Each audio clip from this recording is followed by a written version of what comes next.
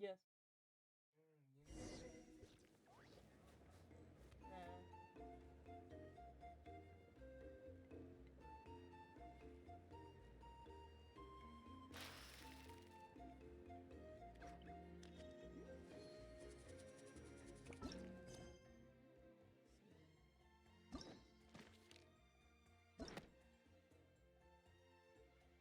Oh, I have like three. There's just repair. Come later.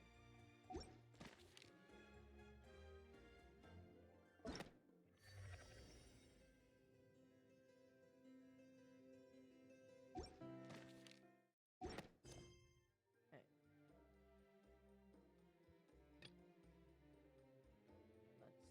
let's do this right here.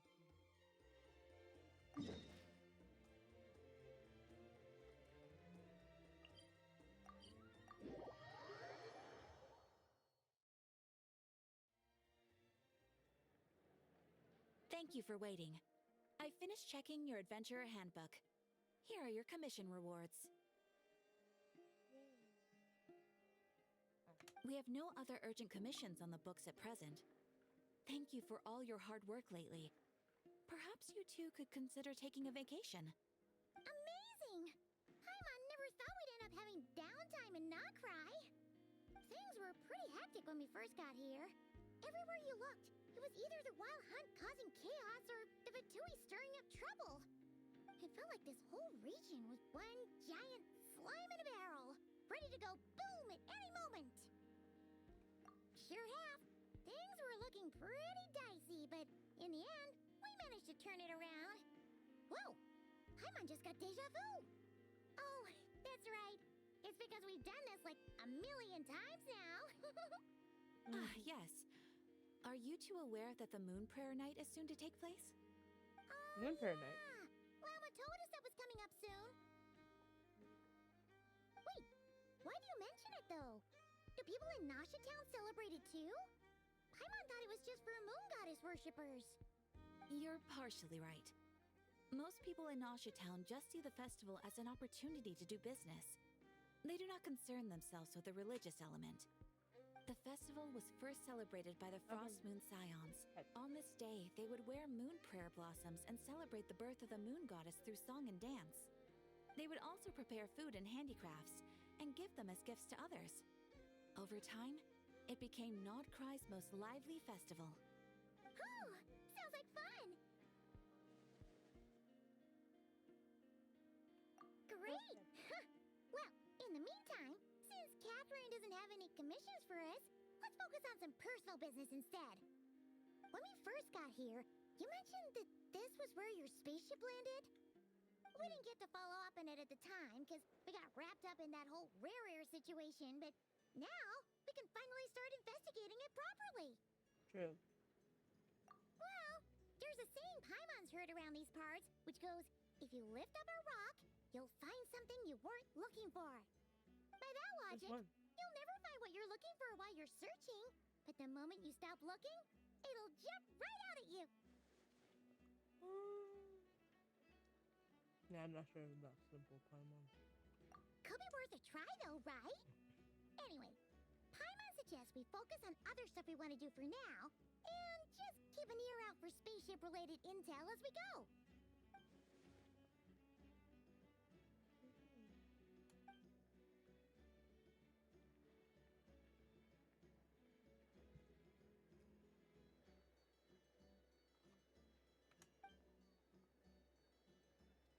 Everything is in a chat.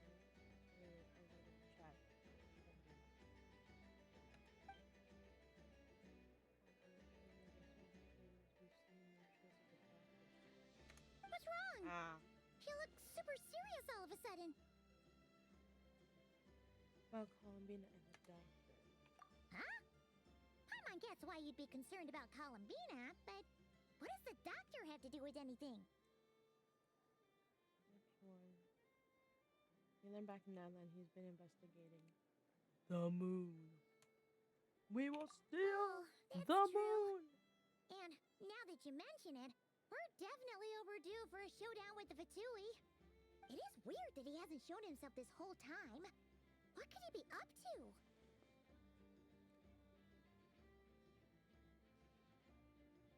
Engrossed in one of his experiments, perhaps. True. Paimon would much rather deal with Marionette anyway. She says the meanest things, but when it comes down to it, she doesn't seem like a bad person. Maybe it's the pressure of being a Fatuse? Especially as a Harbinger. Does she feel like she's gotta act tough to keep up appearances or something? Maybe. But then, every time we headed out with Rarier, she always wound up having to repair Polonia and her other robots. That's gotta sting. Losing face always hurts more for people who care a lot about their image. She's probably still furious about it. What? Relax! She's not even here! Huh?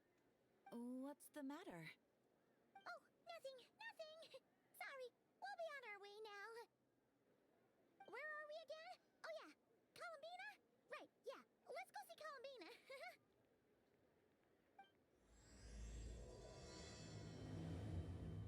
Forgot that those are my.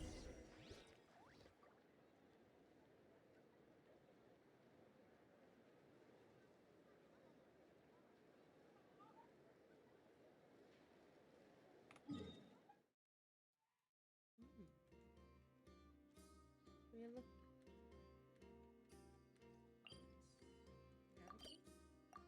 Since we're here anyway, so why not? If you're not sure what to do next,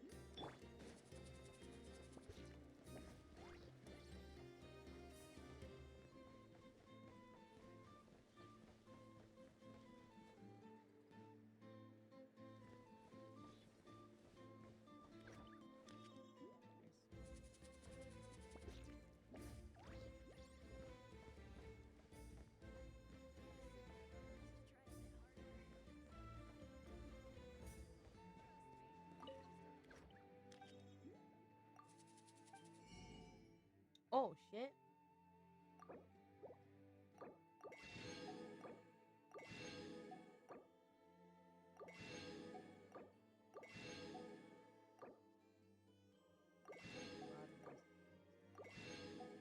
A lot of recipes.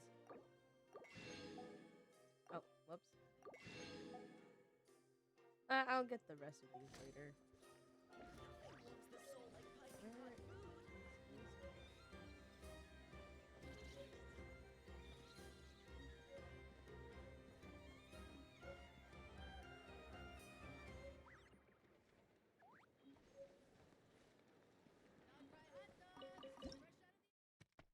Is it just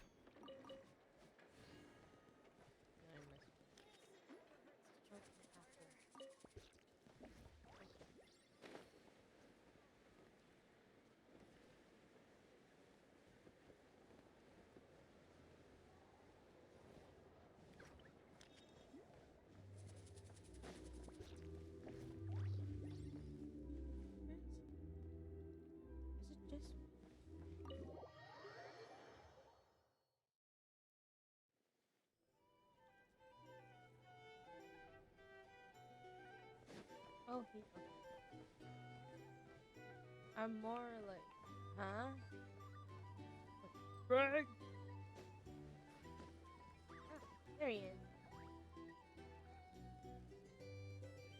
Hello. And in summary, that's the commission we're here for. How's that sound to you, Yehoda? All the same to me. You should ask yourself one question, though. You want to catch someone and not cry?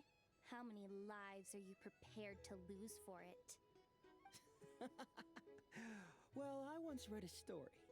It told me that if I find a deer with divinity, I could use its antlers to take my place for one death. Oh. And what do you know? Deer happens to be one of the Inazuman characters in my name, and I've got my own life to spare. That makes two. Traveler, what a coincidence. What are you doing in Nodcry? Another stop on your journey, perhaps? Have some investigation. Sharp. I'm here in pursuit of a fugitive who fled Inazuma. He's racked up a real rap sheet, and he's always trying to flee further and further abroad. A few months ago, we received intel that he was hiding out in Nodcry and had joined a band of bandits. He soon returned to his usual MO. That is to say, robbing homes and raiding caravans. I think they called themselves the Seahook Gang or something. Word is they're quite a big deal in Nodcry, and have taken in a fair share of exiled criminals from across Tevat.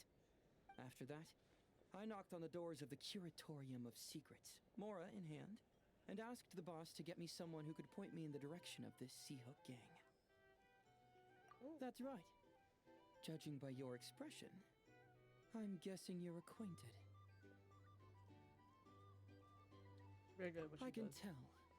My intuition tells me that if Yehoda became a thief, even I'd never be able to catch her.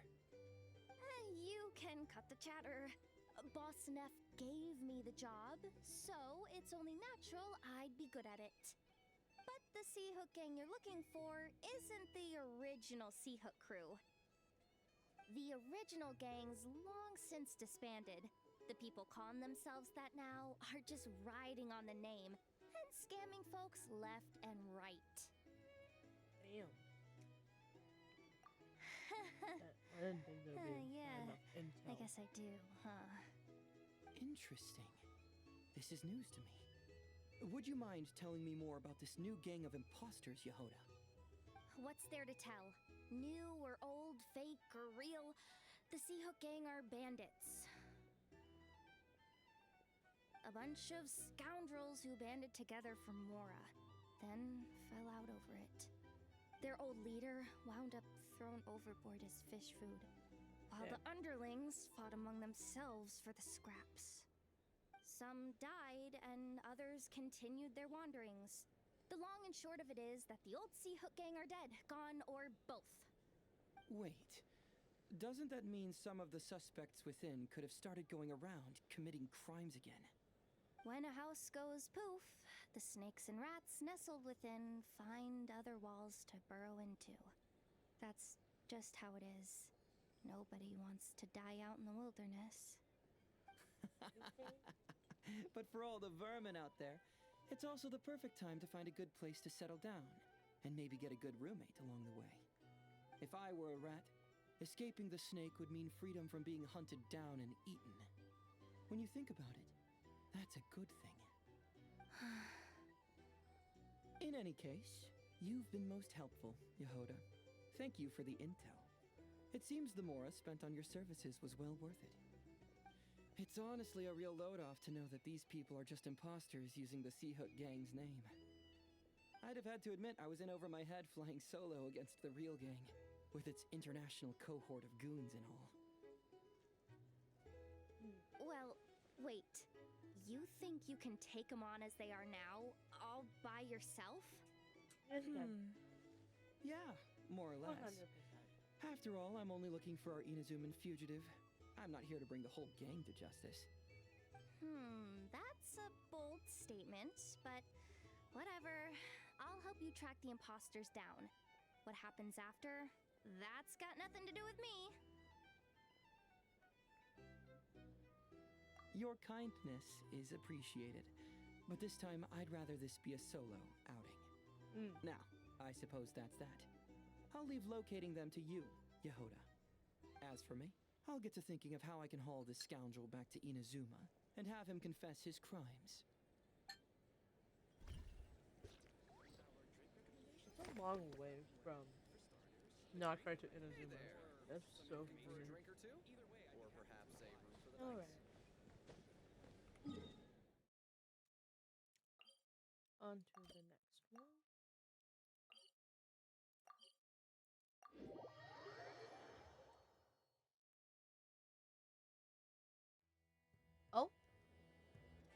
Easy. So you can build them that big, huh? Amazing. It's just that.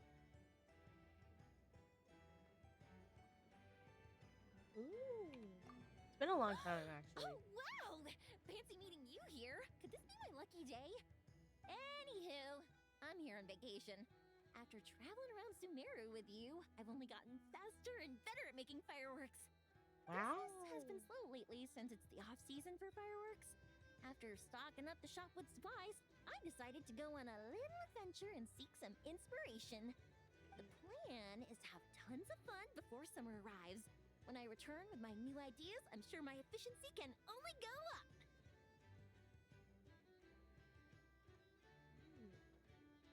Any plans? Oh, right, of course. I've already figured it out. I just forgot for a moment.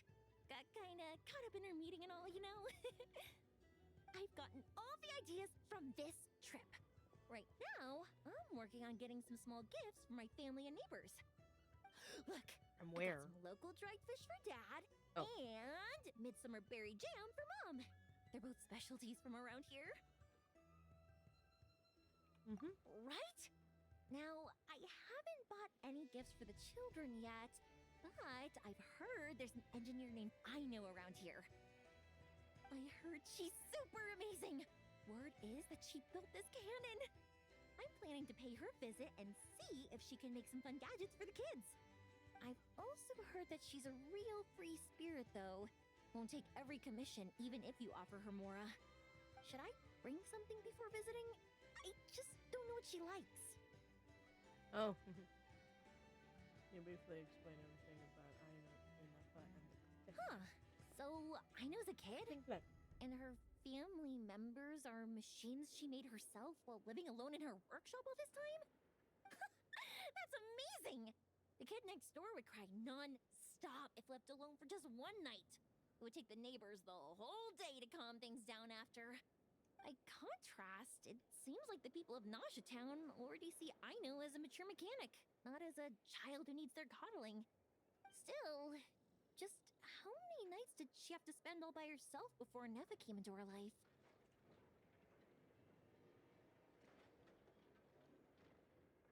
And Knuckle Duckle too. Oh, I can't Knuckle change what Duckle. happened before. But now that I'm here, I'm going to make sure she has a great time. Looks like it was the right choice to bring my tools with me. I'll head over to Nasha Town to borrow their crafting station and make her a beautiful gift. What should I make? Fireworks? Tumari? Or maybe a spinning top? You know what? I'll make them all. Girl, just get her food.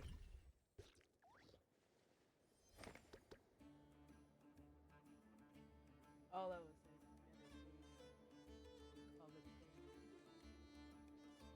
Love the idea though. Or ideas.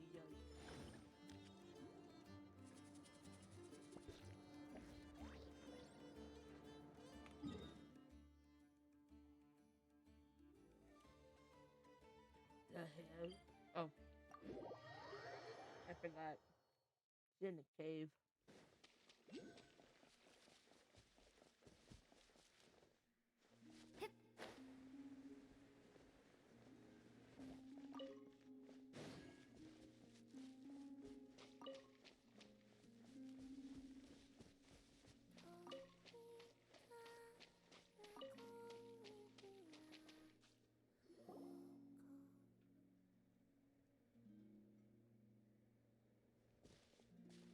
Hey, she's sitting up. Is me sitting here a rare sight? No, we just thought you'd be resting. Perhaps I would have been, were it not for the sudden arrival of some unexpected guests. Not that I consider it a disturbance. After all, you are the only ones who are free to enter. Would it not be a little unfriendly of me to lie down while we speak? I didn't realize you put so much thought into little things like that.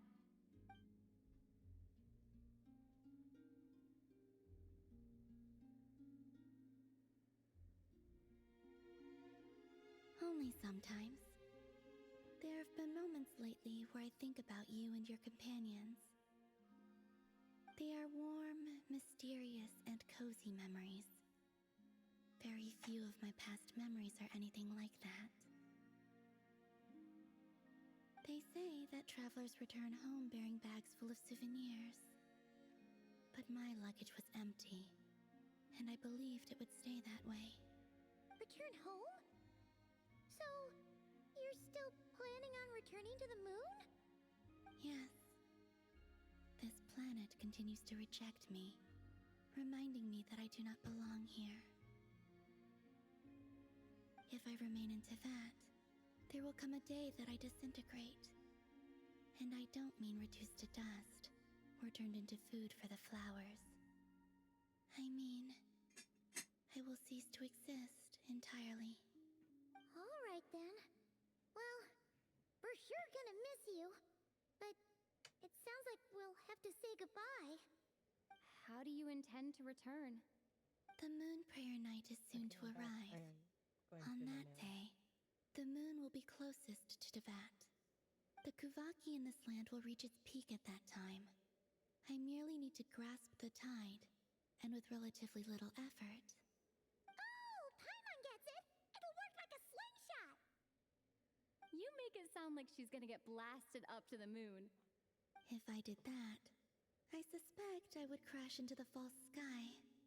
I will be using a much gentler approach. But I do like the analogy. It's fun. You see? She gets Paimon's sense of humor. In the blink of an eye, the time has come to part ways. It does feel that way, doesn't it? Time seems to fly fastest when you are enjoying it. I have always thought of myself as a wanderer on this earth, and it has never expressed any desire to keep me here. Yet, just as I plan to depart, it tugs at my arm. Is this a gesture of affection? Or is the world mocking me? Oh. Were you hoping I can answer that? Yes, you are a traveler, so you must have a lot of experience in this area. Then, what I would say is, enjoy the moment. That's right! Don't overthink it! Happiness is happiness and joy is joy! The point is to enjoy it, not analyze it! I see. Then what I would say is, even though I am very tired right now, I am still happy. I can't tell from the tone of your voice. Oh, really? You don't think I sound happy? I'm just kidding. I could tell you were in a good mood today from the moment we saw you. Ah, a joke. Albeit not a funny one.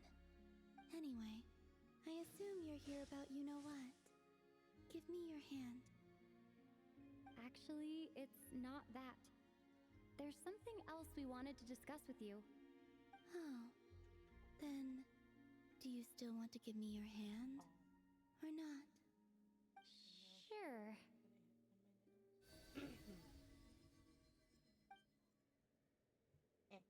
Thank you.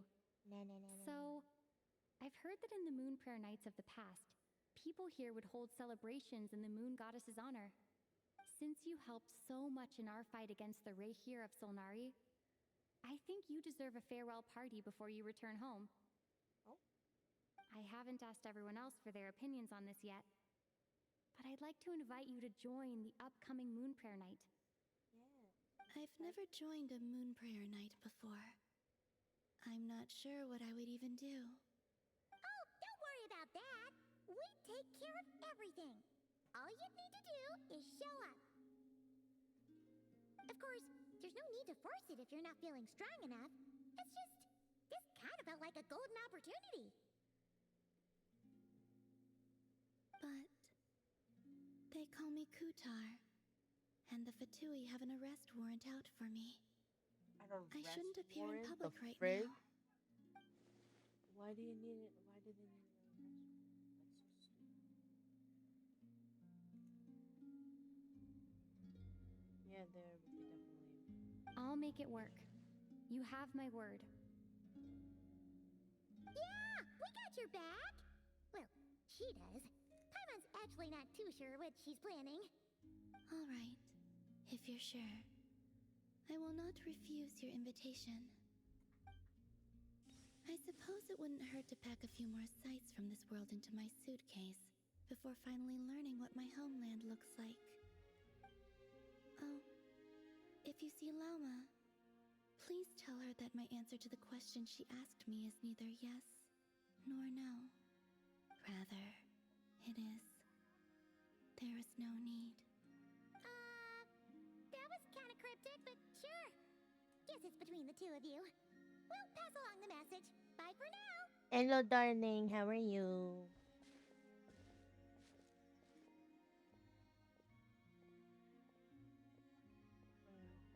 Actually, doing my nails now. That's good. That's good. Did you go to work today, And also, or like you had day off? I do not know.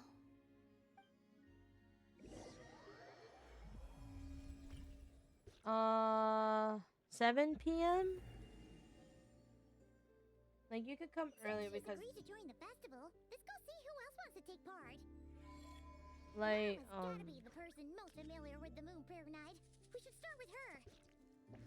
Also, what exactly is your plan to keep her safe? Not sure yet. I'll figure something out. no, I'm doing it now. What? Are you serious? And I'm not going to do the dual form because I have no time and I'm lazy.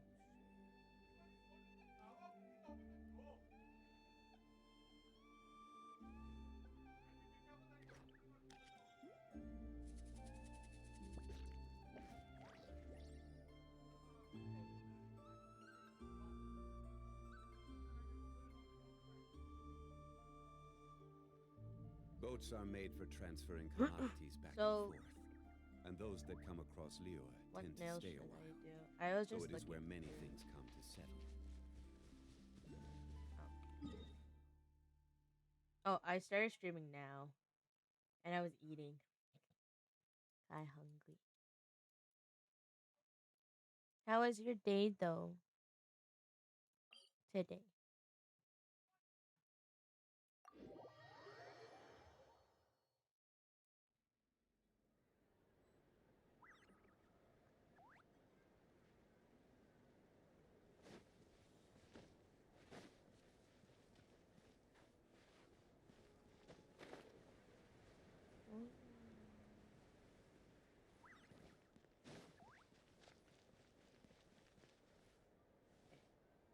Hey, Llama!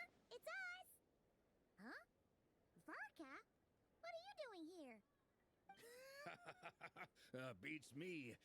I had a bit too much to drink last night, and when I woke up, I was on Hisi Island. Mr. Yes, Varka girl, is helping take to that oversee shower. Nasha Town's preparations for Moon Prayer Night.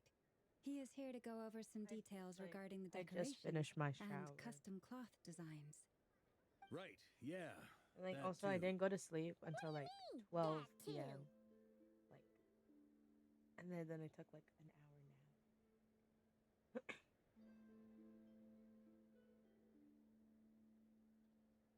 I completely forgot why I don't know. I think it was because like we were playing, and then after when you went to bed, we were. Oh no, I wasn't doing laundry. All my laundry's gonna be done tonight, I think. And no, I think like after when you went to sleep, we were just here watching Ryan Mar um playing playing his racing game, and then I just got up and started doing like I actually took each part of my room like slowly, and I was just cleaning it because like I was just like like F it, and like I had to put stuff away, then I had to and I was just it was all over. And then like for some reason I was very energetic in the morning, and then like I just went to sleep, and then like I woke up because my mom said that like are you gonna go take a shower, and I'm like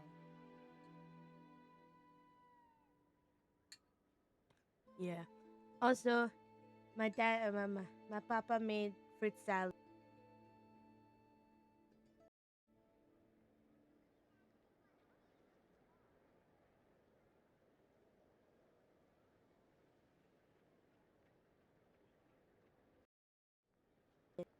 It'll be nice. Nice dinner tonight. Nice dinner. Happy tummy. Yes, ma'am. Happy tummy indeed. Yes, celebrating this festival is a long held tradition here in Nodcry. On this day, the crescent moon at the top branches of the verdant crest into a full moon, and the moon prayer blossoms bloom with a special radiance. Our people take these to be blessed omens. It's an especially event coming off the back of all that nasty business with Rare. Everyone got put through the ringer recently, and now they're looking to turn their fortunes around. The big shots in town all agree that a big, lively celebration is just what we need to rebuild people's faith in this place. No wonder Catherine said the people weren't so bothered about the religious element. That's right. It's become more of a local custom by this point. The celebrations have little to do with whether the religious stories Have a behind this wonderful event day are and true take or a not. nice shower. Even the Okay? Frost Moon Scions are eagerly awaiting the coming of Moon Prayer Night, Also, go eat. despite now knowing I that have a their feeling you past didn't eat beliefs yet. were founded on a falsehood. That's fair.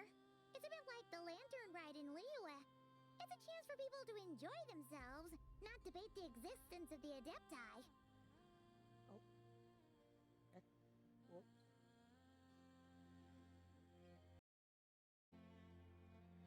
Oh, one other thing. We just went to see Columbina.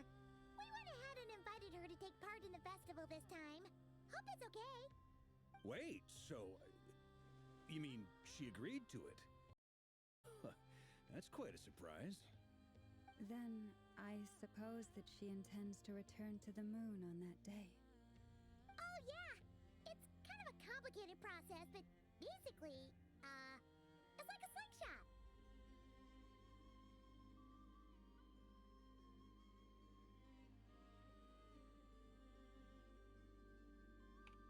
I understand.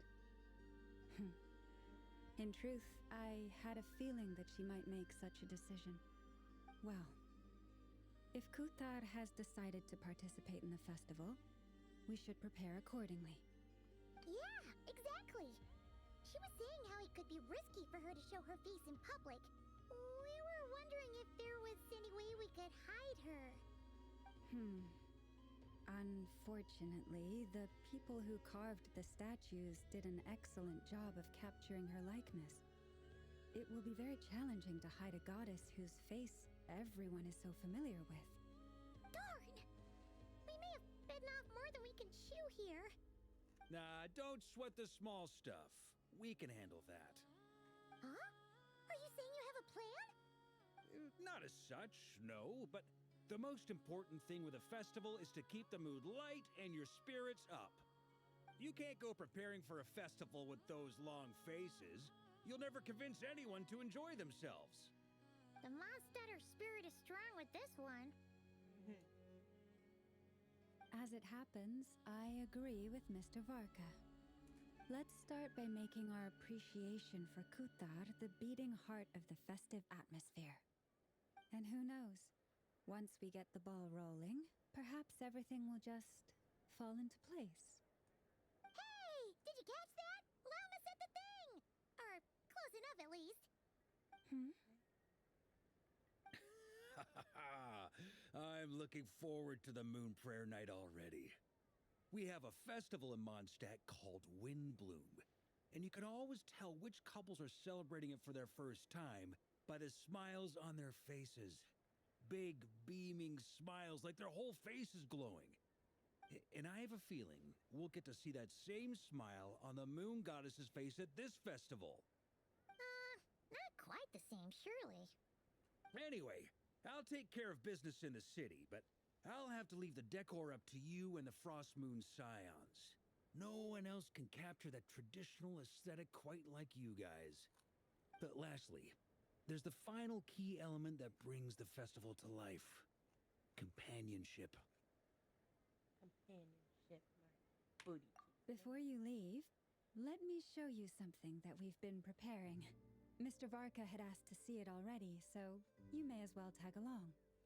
Also, I have some further questions about Kuthar's decision.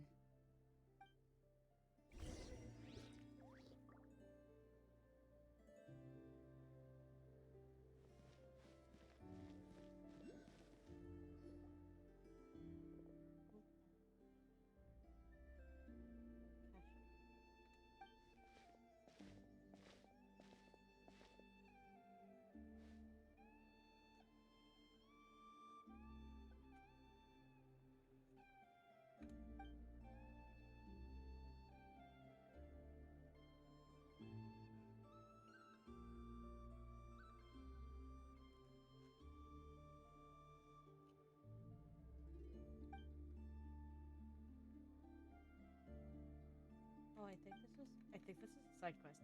Shit.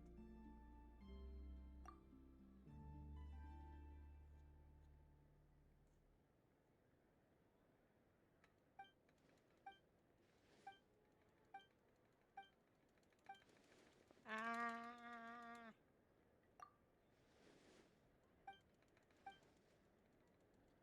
Side quest.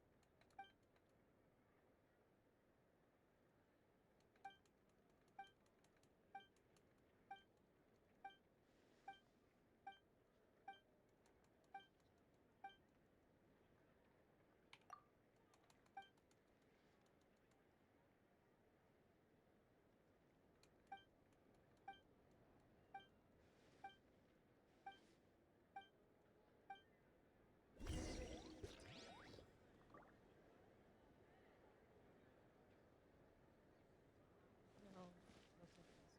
No sickness. Huh? What's this? They sure look like they're having fun.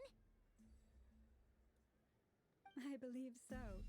Kuhenki seem very skilled at playing drums like these, although I'm not sure where they learned it from. Maybe it's an innate talent? In their eyes, they're probably just playing with toys.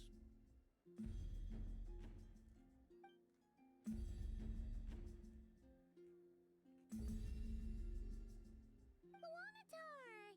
You wanna play too? Oh.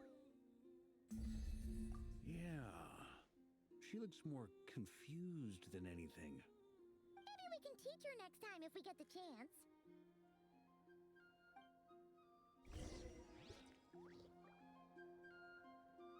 And on the left.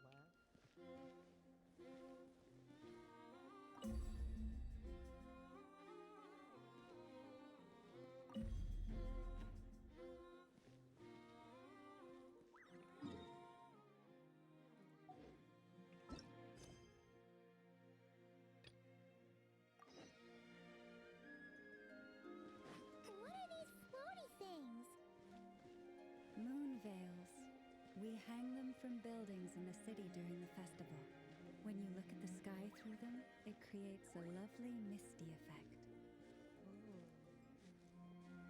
Misty. Misty effect. Everyone seems hard at work. They are preparing items for Moon Prayer Night. For instance, the sculpture being made over here, Mr. Varka and I were just finalizing the details of where it will be placed. Ah, there she is.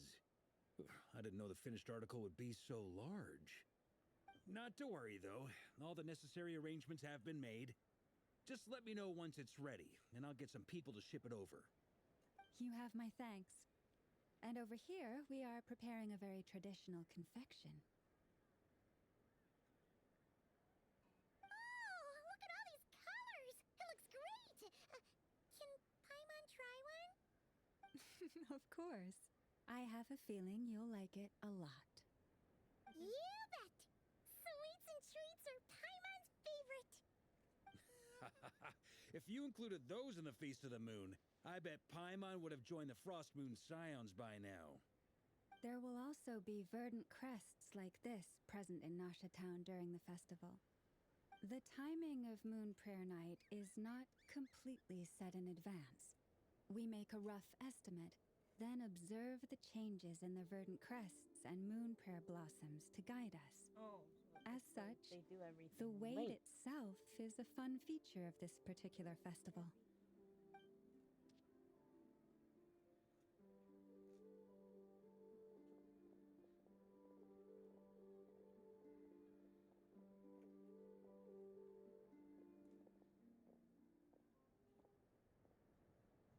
Let's talk here. To tell the truth, I am very surprised to hear that Kutar is willing to participate in the festival. I once asked her if she'd be willing to stay with the Frost Moon Scions. I could introduce her to everyone, and we could be a family to one another. She did not answer, but she has not appeared here since. I took this to mean her answer was no, but if that were the case, she would not have accepted this invitation. Hmm.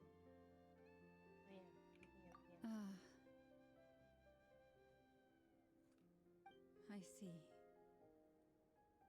Maybe she is right. Maybe the Frost Moon scions of today no longer need a moon goddess. But my wish was not for her to come here and be worshipped as a deity.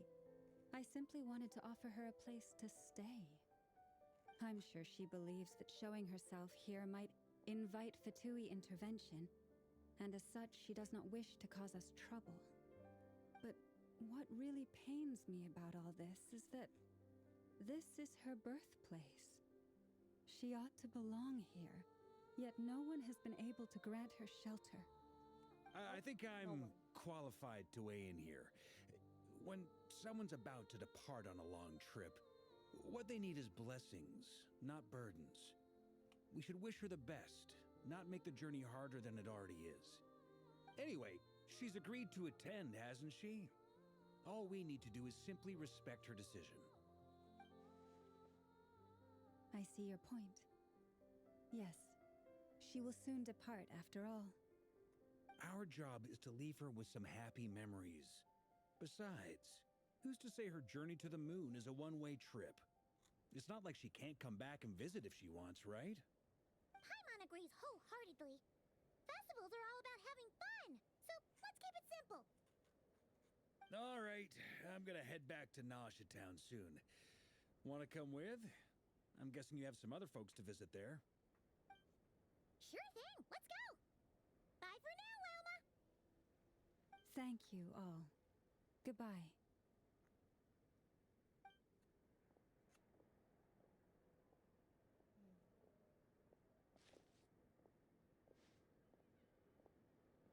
Traveler needs blessings, not burdens. It sounds good in principle, but will blessings alone be enough for Columbina?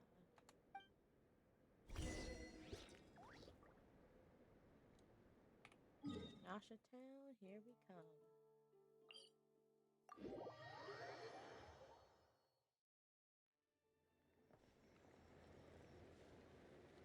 Huh? Hey, over there! It's Durin and Albedo with Flints! What could they be chatting about?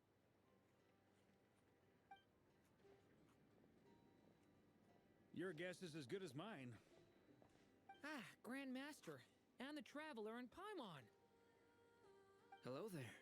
It's been a while. Perfect. We have some new volunteers for our investigation. I'm sorry, what investigation? Wait, let me guess. The righteous Lightkeepers are finally ready to hunt down the Abyssal Dragon? Yes, that too. Yeah, right! Oh, wait! Why does everyone keep saying that too? Well, to be precise, the facts match, but not the causality. Ah. Wait, so I guessed right? Half right! Don't act so impressed with yourself. Maybe I can Here explain. is shorter. We ran into Mr. Flint's north of Nasha Town. At that time, we just noticed a few abyssal creatures out in the wild, but the strange thing was, I didn't detect any traces of abyssal energy on them at all. On closer inspection, we realized that they were not real monsters, but something akin to reflections in the water, or perhaps a mirage. Huh? What do you mean? Like, you could see them but not touch them? Exactly. It was very peculiar. They roared and tried to attack us, but we could not make any physical contact with them. I think I've heard of things like that happening in Nodcry before, but I don't know much about it. Yes, it's a known phenomenon. Mirage-like illusions tend to appear in Nodcry in the run-up to Moonprayer Night. From a distance, they appear quite real. I myself thought that Misters Durin and Albedo were locked in battle with abyssal monsters when I first arrived. But after sharing intel and investigating a little further, we can confirm that these illusions are harmless. There is no great cause for concern. I see. All the Mirage stories I've heard are either animals, rocks, or small houses. Abyssal monsters, though? That's a first. It's a first for me, too. so I'm planning to look into it further just to be on the safe side. I intend to inspect a few more locations. What about you two? Any plans? Alice contacted me a few days ago. She'd like me and Durin to assist her with an experiment. But we lost contact shortly after receiving the message. I'm sure that comes as no surprise to anyone familiar with her. We don't know when the wind will blow, yet when the wind blows, we will know. That, in a nutshell, describes how Alice operates. Yeah, that tracks. Okay. Well, I suggest we investigate this Mirage business in the meantime. It's piqued my curiosity, and I'm pretty sure I know someone who will already be 10 steps ahead of us. Well said. Right? Whatever's happening in Notcry, she always seems to be the first one to know. Never. Or Let's go see what she knows. a We can whole. invite her and her staff to the Is it festival while we're Johora? at it. A whole order. Damn. I get her name right.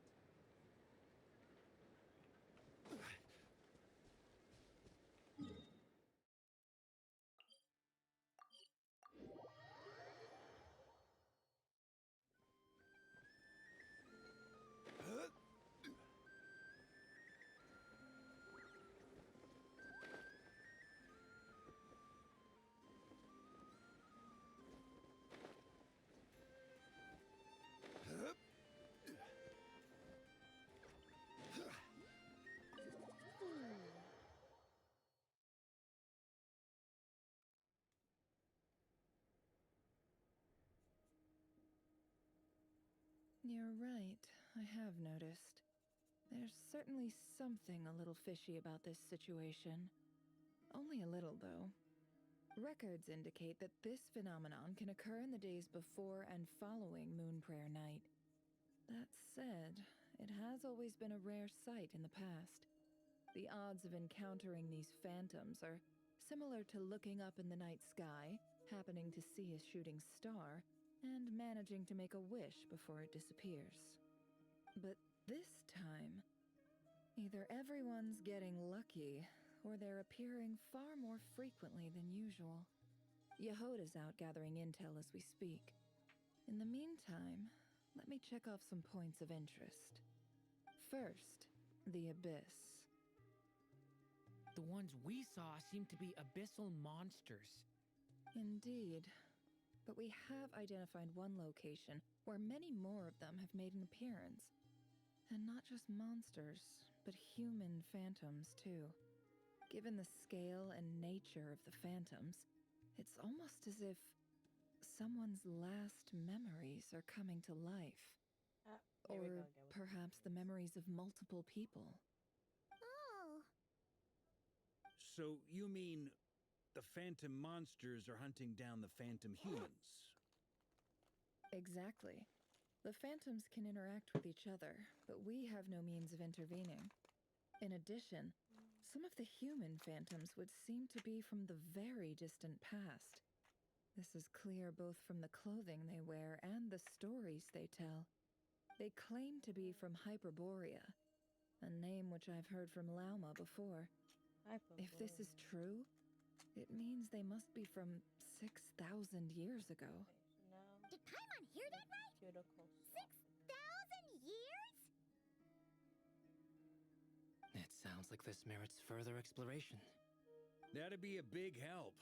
I'll leave it with you, Albedo. My knowledge of ancient history is non-existent. I used to doze off every time the pre-Knights of Favonius era came up in class. Damn, that's It's sad. quite a miracle That's that you were really able sad. to understand these phantoms' speech, given how long ago they lived. I suppose you're right. But I'll leave the archaeologists to ruminate over that conundrum. As an intelligence broker, my sole interest is in the value of the information I gather. Which, in this case, hopefully means earning myself some good favor with our dear Lady Moonchanter. So calculating. Whew, this intel broker logic always catches Paimon by surprise. Sounds to me like we could split the work up. I think the abyssal phenomenon is best left to Albedo, Flints, and me. Agreed. It coincides with my duty as a lightkeeper. Yeah. For my part, I'd like to understand the abyss better. Even a little knowledge would go a long way. This is certainly a rare opportunity to study the abyss. But even rarer, perhaps, is the chance to make contact with the ancients. The Oh my god, Curatorium he will wants take to the lead contact the on goddamn investigating the ancestors. Hyperboreans. We put in Why? the work to learn what we know Eh. so far. It seems only fair that we get some quantity of exclusive intel. That just leaves our trusty team of 2 unassigned. Me? Why? Since you became an honorary knight, of course. This was part of my grand plan all along. Oh yeah, by the way, we managed to convince Columbina to come to the Moon Prayer Night celebrations. Would you and Yehoda like to join too? Yehoda, there we She go. agreed to that? Huh. Quite an achievement. Never underestimate the traveler, I guess. I'd be happy to join. No point shutting myself inside when the streets are all decked out. I doubt any clients will be visiting during the festival in any case. And Yehoda loves a party, so I'm sure she'll jump at the opportunity. No, no, no, no, no, no, no, no, no, no! Way to contradict me in front of... Wait, no, that's not what I have bad news, boss. Oh? So many people. All right, everyone inside, quick!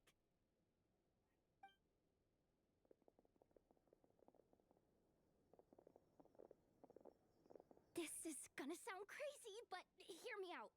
I saw one of those phantoms at Star Sand Shoal, and it was some sort of flying ship. Like a spaceship?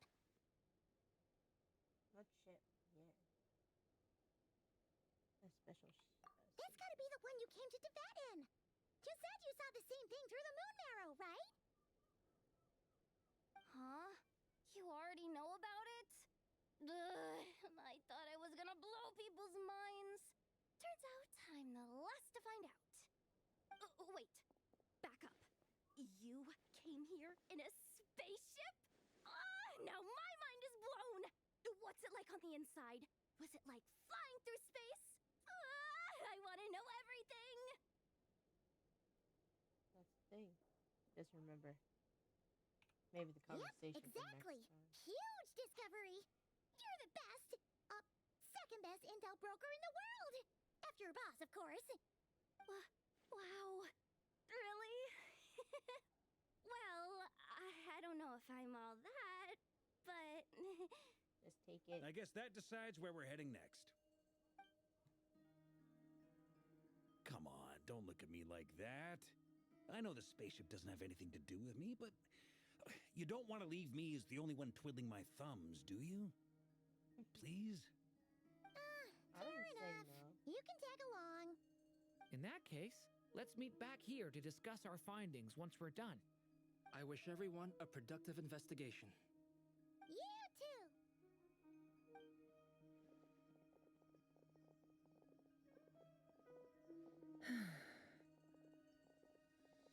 What's up, boss? Aren't we gonna head out? Tell me, Yehoda, when did the Curatorium start giving out intel for free? Oh, sorry, boss.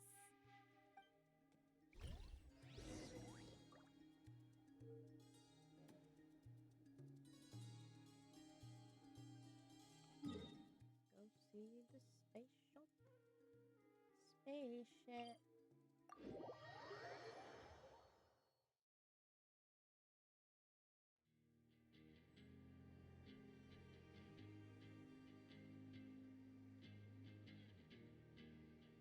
Oh, okay. I never heard this background in a lot.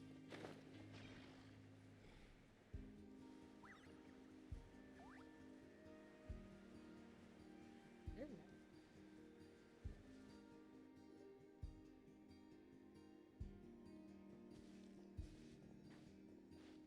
Well, what do you know? Yehoda was right on the money. This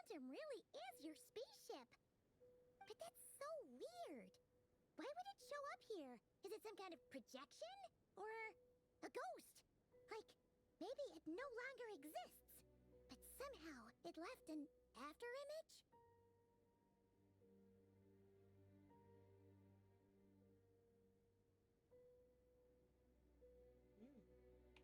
Ah, you're already here. Miss Lauma, what a surprise. I thought you were busy with festival preparations. I was, until one of our people informed me that a strange sight had appeared at Starsand Shoal. No one's ever seen something quite like this before. I thought I should see it for myself. Same here. Oh, so we heard that these things appear around the festival period. Any idea why that is? Unfortunately not. We have very limited information about them, since they can't be interacted with. And no human phantoms have ever made an appearance before now. The most we've been able to deduce is that these sightings appear to be connected to the increase in Kuvaki energy around this time. Kuvaki energy. Kuvaki. Yeah, seems like that's all we can do. This is all so confusing. Allow me to lend you a hand.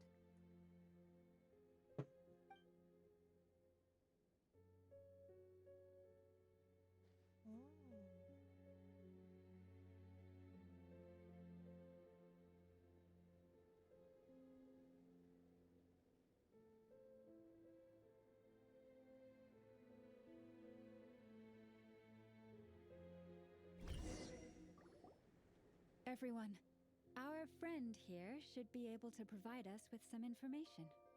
Is that a phantom rhymehorn deer?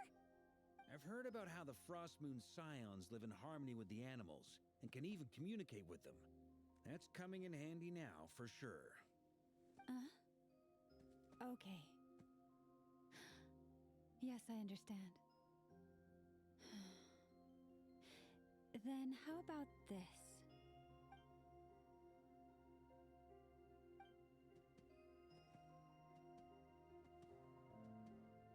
Oh, it's leaving. It appears to share our curiosity about this giant spaceship, so I asked it if it wouldn't mind investigating along with some friends. In return, I told it about some nearby spots where the wild fruit grows abundantly. We may live in a different era from these phantoms, but I trust that the terrain, climate, and ecology here are more resistant to the effects of time than some things are. Let's give them a moment and hope for the best.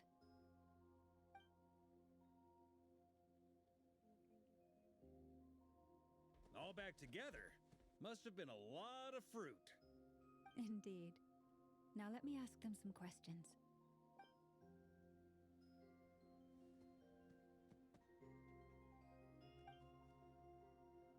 It did find a lot of wild fruit, enough for them to feast for a long while. This puffin circled in the air several times, but didn't spot anything out of the ordinary. Certainly nothing to do with the spaceship. Huh. Well, it definitely makes sense to get a bird's eye view. Indeed. Other than that, I was also thinking that the world these phantoms see is also different from ours. Oh, I get what you mean. The wild fruit exist in both times and spaces, but there might also be things that only exist in that space-time, which we can't see. That's true. Good point. Great thinking, Lauma.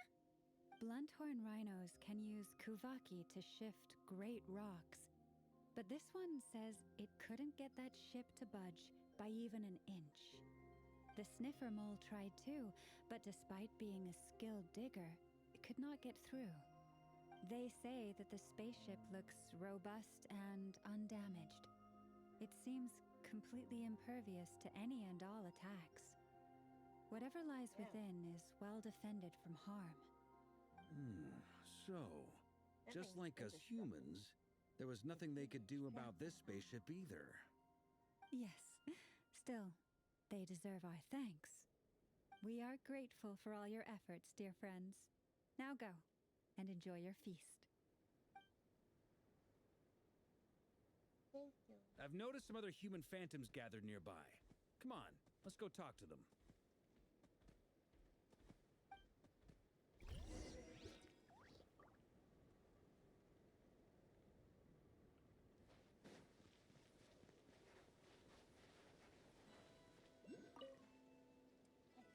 What is this thing? I've never seen it move, and there's no way to get inside. Goodness knows. My grandpa says it's been sitting here at least since his grandpa was still alive. What about his grandpa? Did he say anything to your grandpa's grandpa about it? Huh? I don't know. In all likelihood, it was here back then, too. Hard to imagine something this huge could move. Guess that means that as far as they're concerned, this ship's been around a long time. And it's been here for quite a while. Come on, brothers. If we can get even a small chunk off of this thing, it's gotta be worth a fortune. Today is the day we strike it rich. Huh? You mean Paimon? Yes, brother, I shall join you. Let's make our fortune. We should go with them. What the? This thing is crazy tough. I can't even scratch it. What's it made of? Sorry, brother. Looks like we'll have to seek our fortunes elsewhere. Enjoying yourself? I was just seeing if I could influence this phantom's perception by playing. But nope, no dice. Nope, no dice. I'm sure we're all starting to build up an idea of what's going on here now that we've spoken to some of the people. These phantoms are reenacting real historical events in Nodcry. It's almost like we're in some kind of interactive stage play. We can talk to the actors, but the plot is fixed, and we can't influence it. It makes sense. History is set in stone. The objective facts of the past cannot be changed. Paimon totally thought you were just goofing around earlier. But actually, you were doing some serious investigating. Of course I was. Anyway, at this point, I think we're forced to conclude that although the Phantom spaceship is right there in front of us, we aren't going to learn much about it from these people.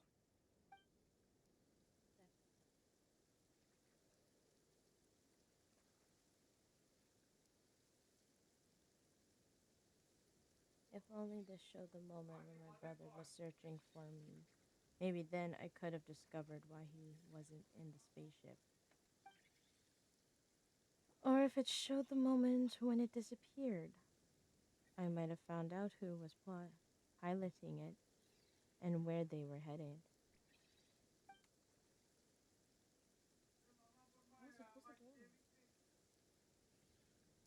But no such luck. All we've seen in the arbitrary moment in time during its long stay here. Don't be discouraged. If nothing else, this is proof of the ship's existence. And think about it. So many people tried to hack their way inside, but no one could get the door open. It's made of very tough material. To me, that says that we'll either find the ship itself or the story behind it. It's just a matter of time.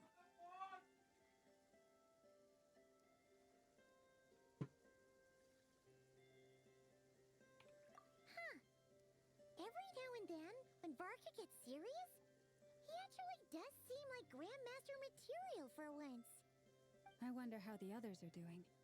Let's head back for now. Sounds good. Also, drinks are on me if Team Knights of Favonius is the first to finish. Wait, we have a team name now? Am I in Team Knights of Favonius as well? You're very welcome to join. We've even got a cathedral ready for you. Isn't that technically blasphemy? You wouldn't dare make a joke like that if Barbados was in earshot. Nah, I'm sure Barbados doesn't mind a little harmless blasphemy once in a while.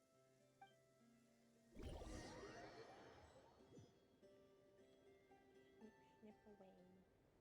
Snip. Oh. Oh, no! Get away!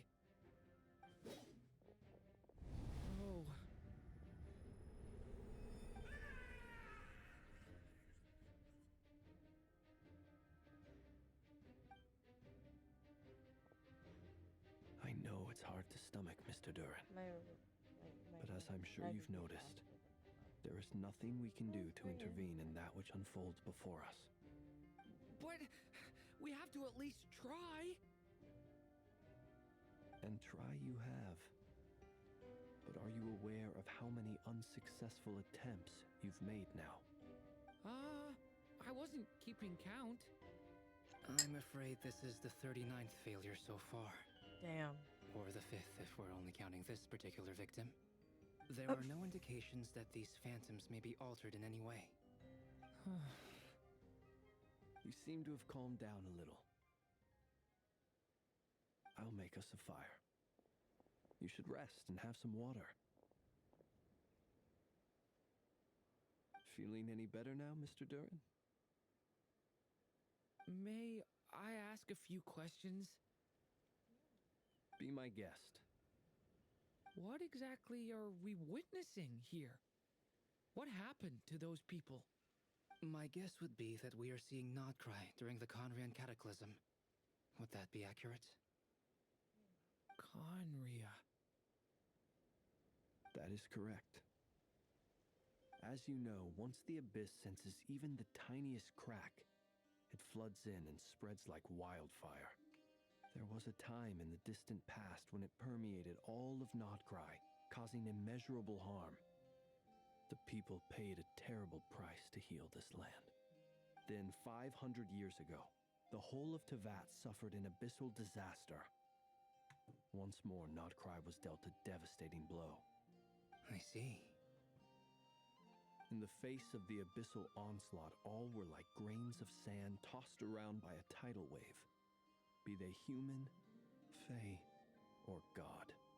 The moment you witnessed is but one drop in a whole ocean of catastrophe. All right. I guess that answers my second question, too. I wanted to know why there's nothing I could do to help them, and that's because what we are seeing is history. That would be my guess as well. As I understand it, history and fate are not all that dissimilar. The latter may be unseen to us, but both are immutable. Yes. Fate was determined long, long ago. I still have a couple of other questions for you, Mr. Flintz. You mentioned more than one abyssal disaster that has struck this land in the past. How can you be sure that what we're seeing is from the Conrian incident? And also, how are you able to stay so calm when you're talking about these events? From everything I These know dead about you, people. you're not cold or ruthless, and you're not indifferent to the suffering of others. Alas, I am forced to show my age. I must be 600 or 700 years old by human measure. Wait, so you... One is not easily moved by history when one has witnessed the truth firsthand. I'm sorry. 700 years old. You Old needn't man. apologize. Your passion is a good thing to have. Treasure it, because someday you may find it in terribly short supply. Now, at the risk of offending you, I have a question in return. Your curiosity toward the abyss, is it born from hatred or because you sense its call? I only ask because I kept a fragment of Rerear's body in my lantern for a short time. Specifically, his heart. So I know what a burden it can be to carry the abyss with you. And I hear its power growling from somewhere within you. In my eyes, your mere existence is a miracle. My honest answer is... I don't know. I don't think I have the confidence to say for certain. What I will say is the abyss is not the only issue that haunts me. Even before I became who I am today, the question dogged me constantly. Should I even exist at all? My doubts remain unresolved. But when we fought Rerear, something became a little clearer to me. Sometimes it is the darkness within us that allows us to achieve the impossible. I certainly got the sense from your 39 attempts that you were trying to achieve the impossible. It sounds like you've resolved to see the truth for yourself. Absolutely. In that sense, he and I are quite similar. Then I wish you every success. I look forward to the day of your transcension. Well, if everyone's caught their breath, I suppose we should head back. Oh, and one last thing. I'd appreciate if you kept our discussion about history a secret.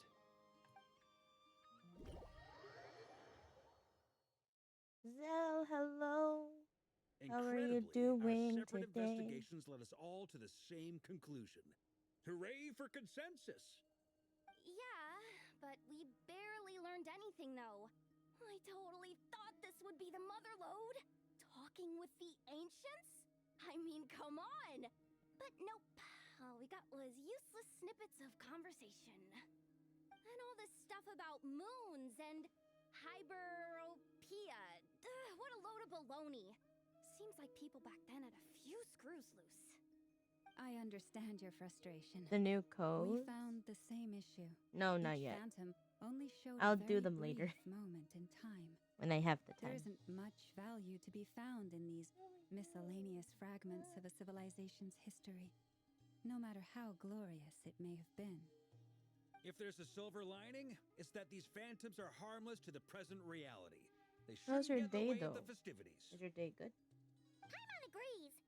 And not just because it's the first thing she understood in this whole conversation.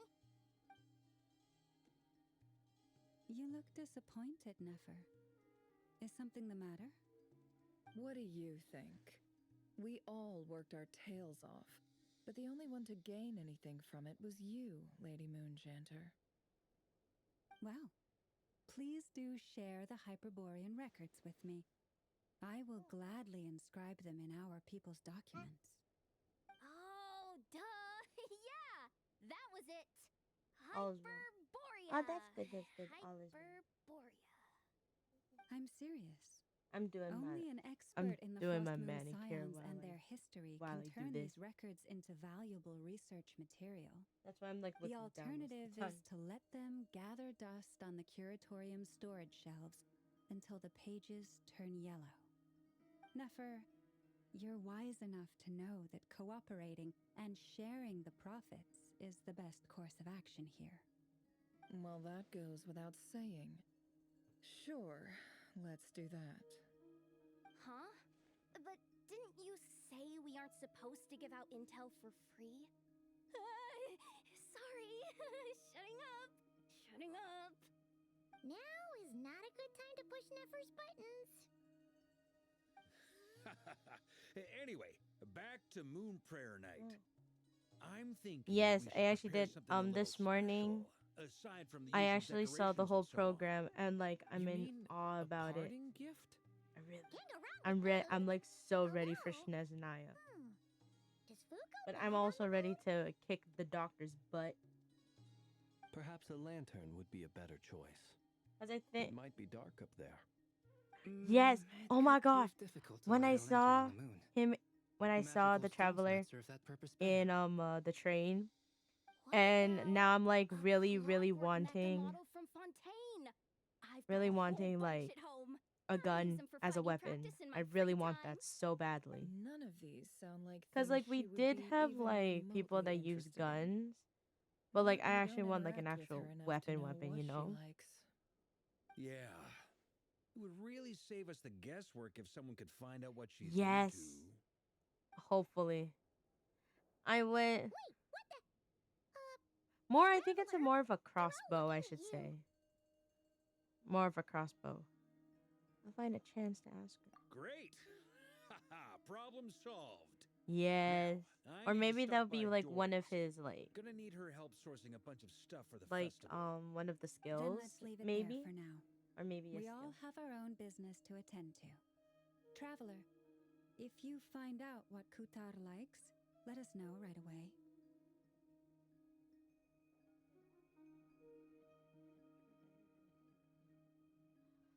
Yeah. Oh my god. Can't wait to get that fit. I can't wait to get.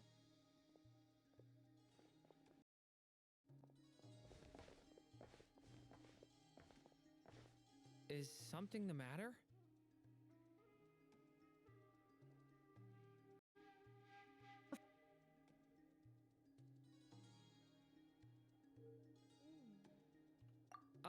I'm fine. I want to It's just I'm still Oh, feeling but a little I can't rattled wait after for witnessing the the horrors of the 3 abyss. new characters. But it's okay. This is something I have to work Like through. Nicole. I'll be all right. And Thanks like for Purden. your concern. But I don't remember what's his name. Louis? Louis? Don't put too much pressure on yourself. If you ever feel like something's wrong, physically or mentally, we're here. Come on. Stop treating me like a kid.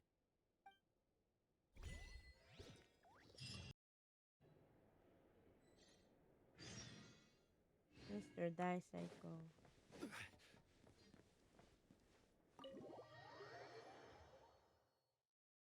Ah.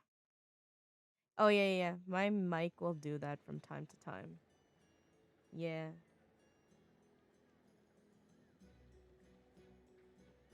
I have to go meet a woman.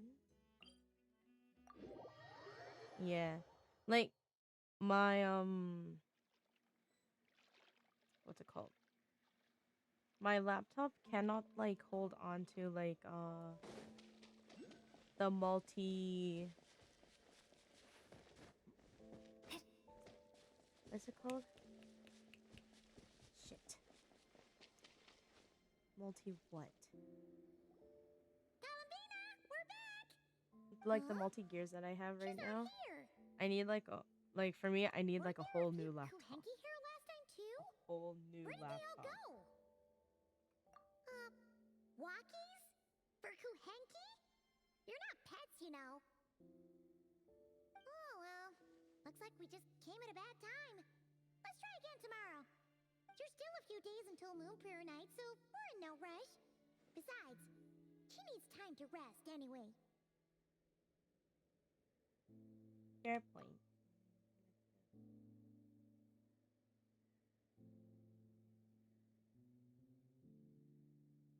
Columbina, are you back yet? Oh, how strange. Looks like she still isn't here. I feel like she got kidnapped.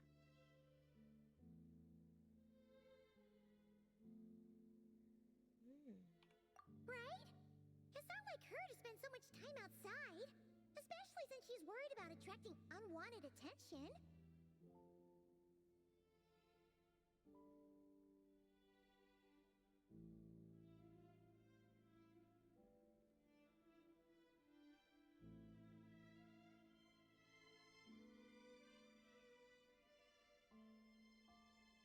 What about Luonatar? Luonatar, you there? Hey! Do you know where Columbina went? Sorry, didn't understand. But if you know where she is, could you take us to her?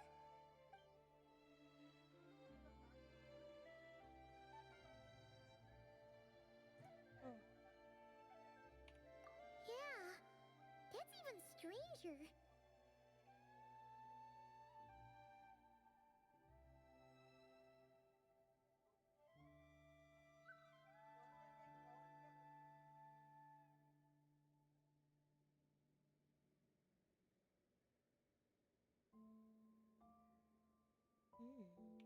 What about him? Oh, that's not good news. They change color when Columbina gets weaker, right? And they look super pale right now. Oh my gosh. Good idea. Where'd she might know go? what's happening.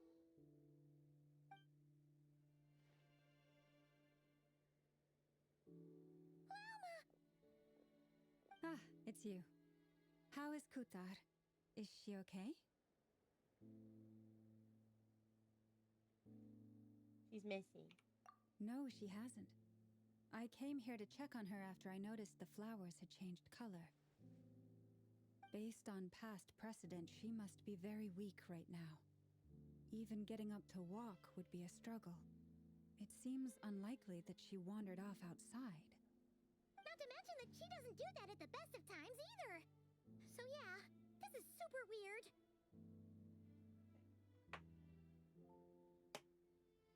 I did. No. Very few people are in the know about Kutar's whereabouts. And if anyone suspicious had visited, they'd have left some sort of evidence. Come on, let's go to Nasha Town. If anyone has seen her, someone there will know about it. It's Notcry's information hub after all. Makes sense. Let's go!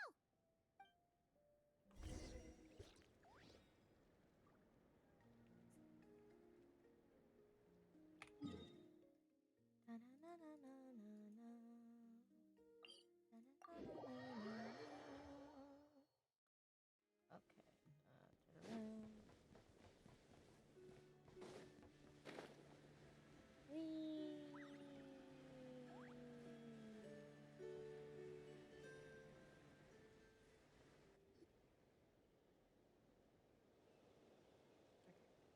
Let me. Wait a moment. Is it just Paimon, or is this stall kind of suspicious? It's never been here before, right? No, I don't recognize it. Alas, your free and easy adventure time is over. Now, prepare to face the final boss of Nodcry. Who the frig are you? Whoa! Where'd that voice come from?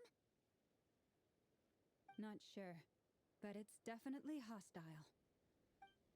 Hostile. No, not that way. The final boss is right here. Huh? The sniffer mole? That's the final boss? Surely not. Also, Okay, the jig is up. I'll stop teasing Is you. that Turn around. I'm Alice? right behind you.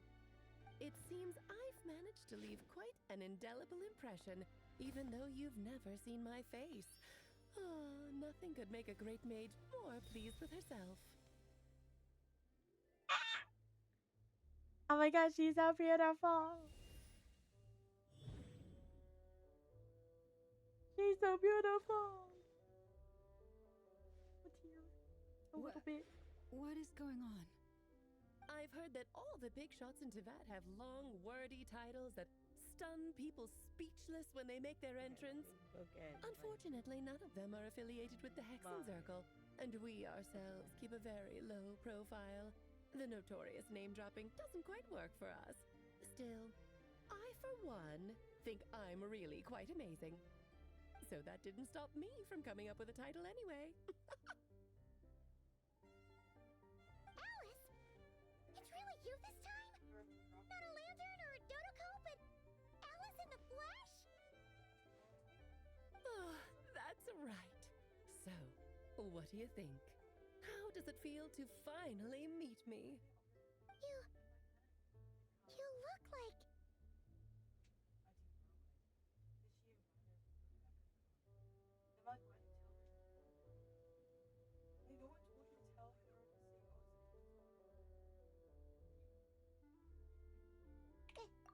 Oh, that's the first thing you thought. A little surprising, but that actually makes me very happy. Because that means that when Klee grows up, she'll be just as stunningly beautiful as her mother. So she's a friend of yours? Kind of. This is actually the first time we've seen her in person. I see. Madam Mage, that was, quite a powerful entrance. I certainly won't be forgetting it anytime soon. It's okay, Lauma, don't force it. Paimon will do the honors. This is Alice from the Hexen Circle. She's a friend of ours. And of Arcus, too.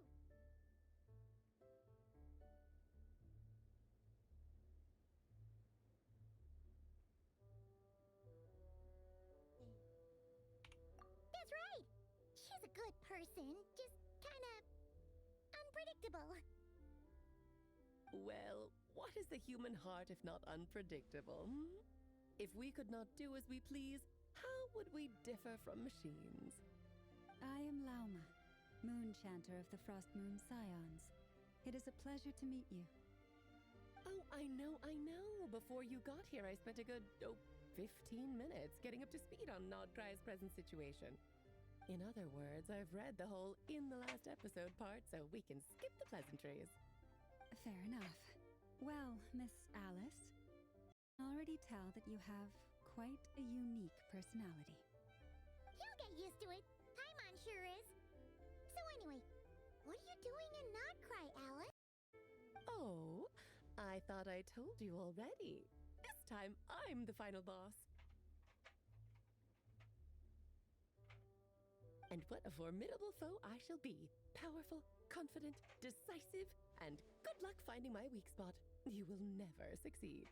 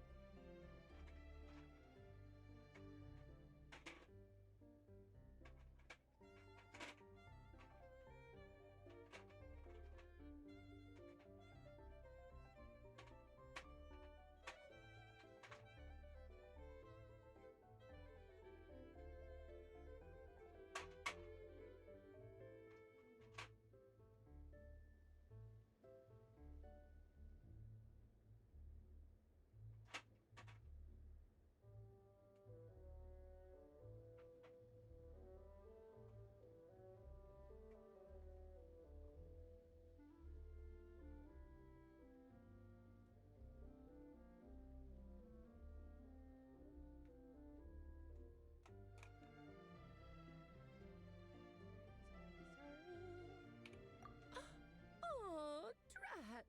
My one weakness, and you found it in an instant. Fate has been dealt a devastating blow. Thus falls the great Dodo King. Why are you playing along with this nonsense? For funsies, of course. What's wrong, Paimon? Are you disappointed in me? Am I a gigantic letdown? No, it's just... You seem like a busy lady. And this is the one time you've shown up in person. Paimon figured it would be for something more high stakes than just goofing around. You're quite right. I'm here in Notcry because something big happened. Something big enough it caught the attention of the Hexen Circle. It concerns the three moons, Tevat's borders, and of course, the moon goddess you are currently searching for. Damn, that is a lot. Kind of. Why don't we discuss this over a pot of tea? Girl wants to discuss stuff over My main pot of reason for tea. coming on this trip to Tevat was, of course, to have some fun. But I do technically have a job to do as well. Namely, maintaining the stability of Tevat's borders. I'll skip over the complicated parts, but to sum it up, I forgot. abyssal energies are all that lie beyond Tevat's border. We'd find ourselves in a real pickle if they ever made it through. And the phantoms you've been seeing are a sign that the border has been disturbed. No wonder they tend to show up around Moon Prayer Night.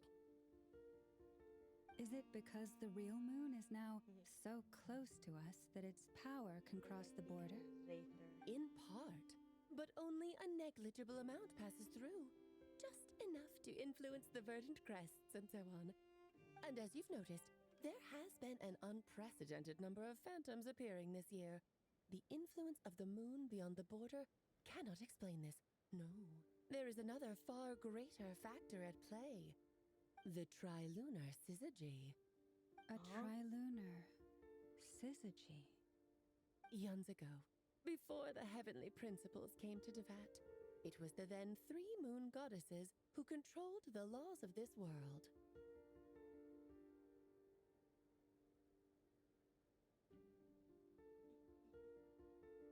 Life, death, and such. Oh, that's exactly it! The 3 goddesses split these powers amongst themselves, promising never to consolidate them into one singular body. This was meant to keep the world stable. But, fast forwarding to the present, the eternal moon's marrow is with you, while the iridescent moon's marrow, which should never have appeared in this world, has been retrieved.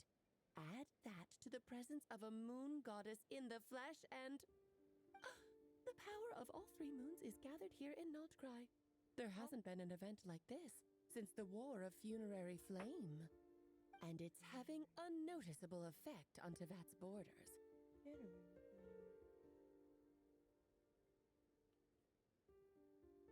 Why are you so concerned about said borders, if I might ask? Because I wish to give my darling daughter a peaceful, sunny environment to grow up in. Is that a good enough reason? True.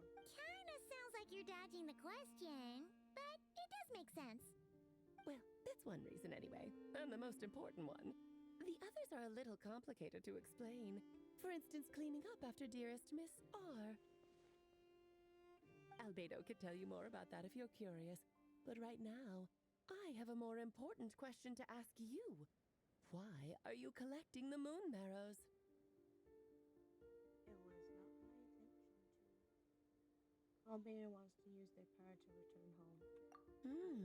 I see, I see. Nicole told me about that legend once. Nicole? You mean meet Anne? Oh, so you remember. Me do not remember, but apparently Paimon does. Yes, of course. That was a story about fate, her area of expertise. But back to the story of our dear moon goddess. I'm afraid her intended method of returning to the moon is unlikely to work anymore. Oh? What does that mean? She may be missing, but she hasn't gone anywhere. She has disappeared. What do you mean by that, Alex? What do you mean by that?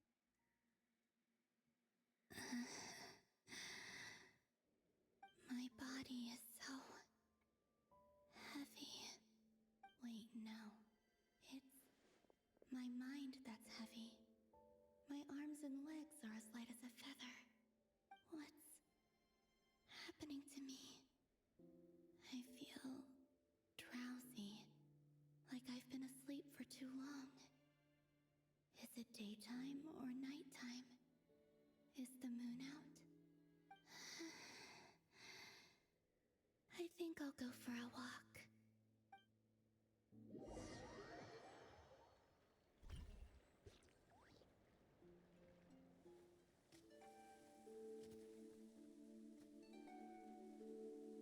Are you out for a walk too?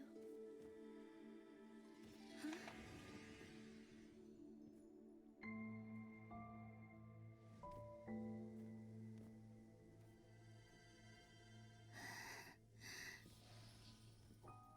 Oh no. The day has come at last.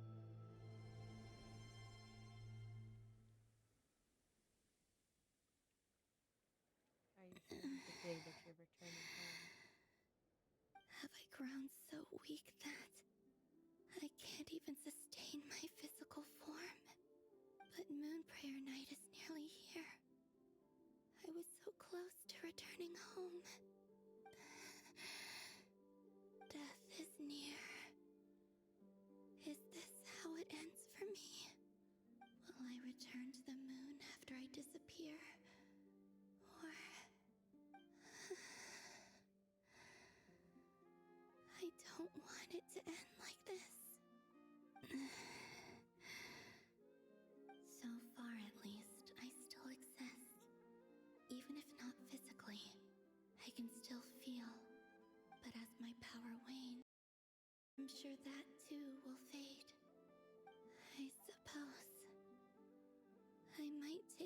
One final look at this world. The world where I was born.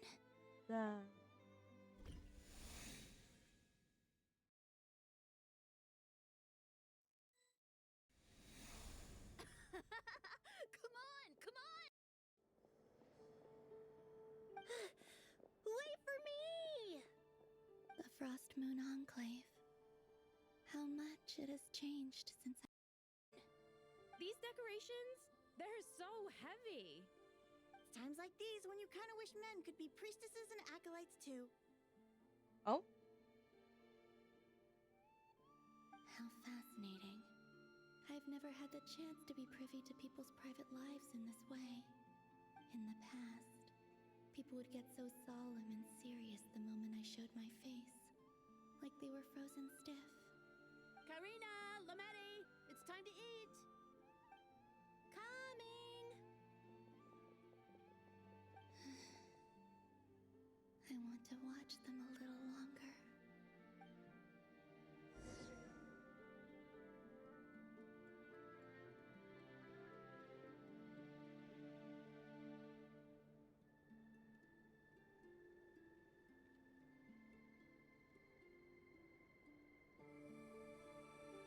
You're that guy. So just fill these balloons with air, right? Yep. Try a couple now to test things out. The rest can wait till Moon Prayer Night. Think fast. Rita! Teasing an acolyte of the Frost Moon Scions? Surely that's a punishable offense.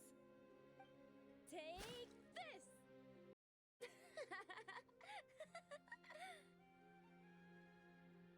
Huh?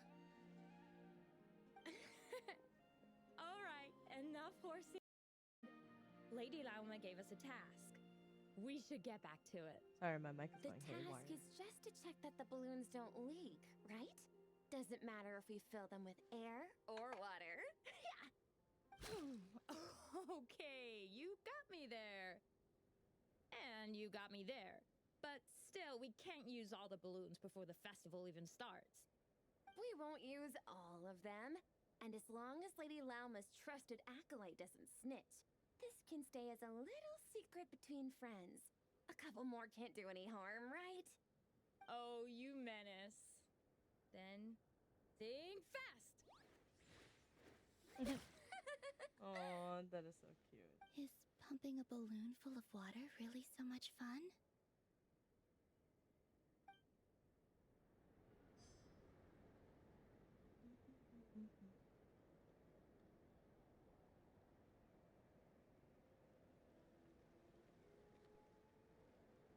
Oh my gosh, she like literally floats so gracefully.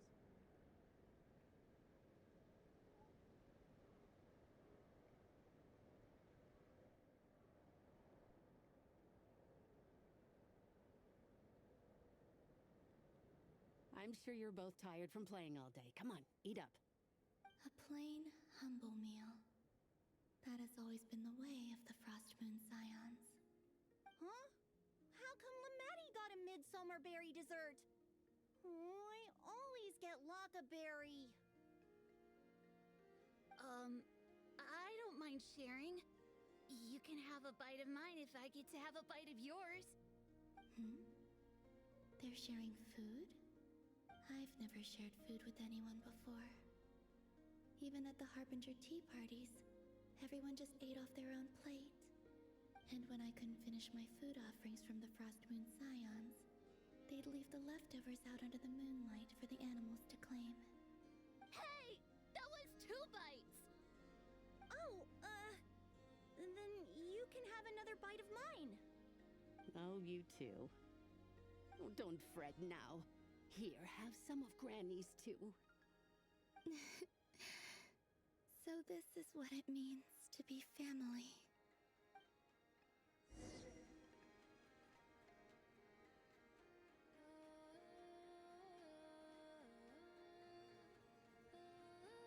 I'm seeing so much that I'd never usually get to see. They'd never act like this when I was around. It's nice being able to just watch people in peace in these final moments. What a rare opportunity. I think I'll go take a look around Nasha Town too. Maybe the Traveler will be there.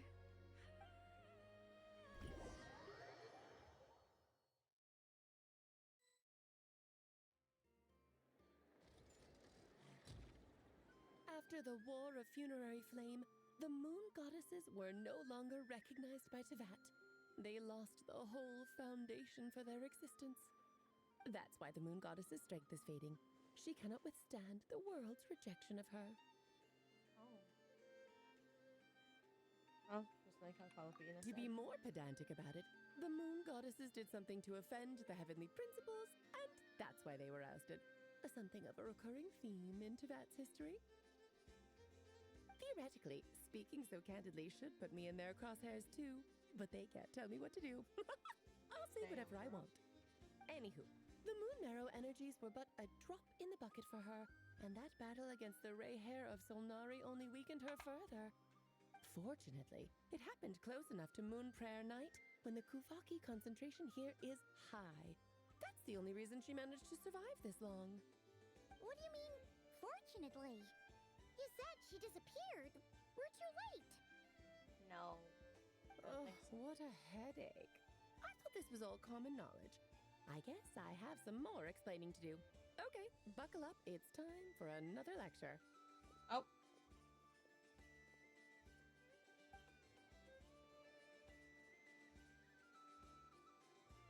Now, I said earlier that the Moon Goddesses lost the foundation for their existence.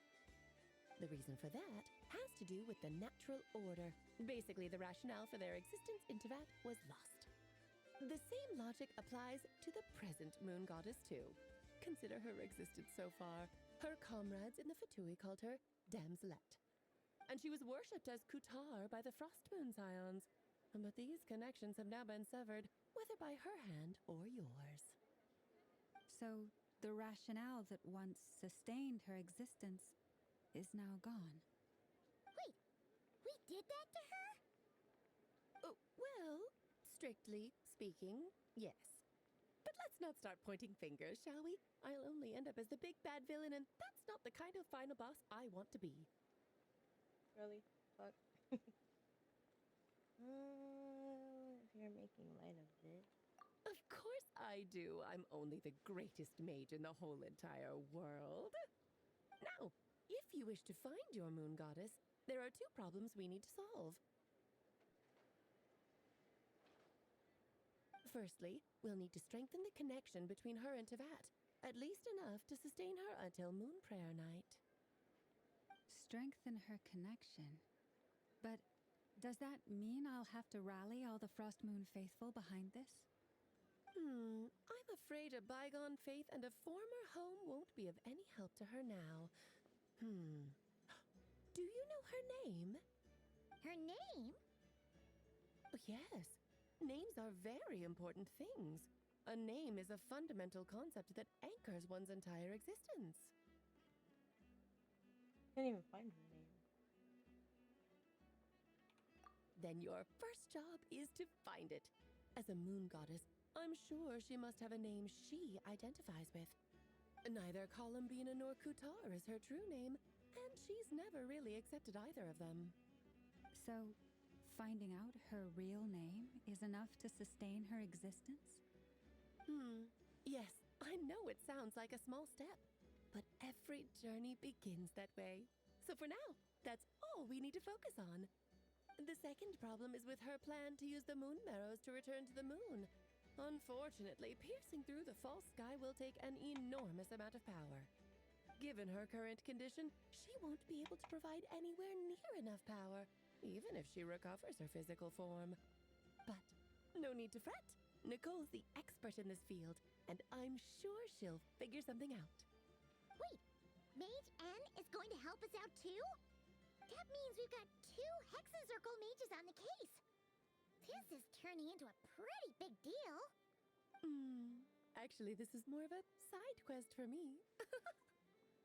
Like you said, I'm a busy lady, so I can't stay for too long. I'll have have to return to Tibet's border soon.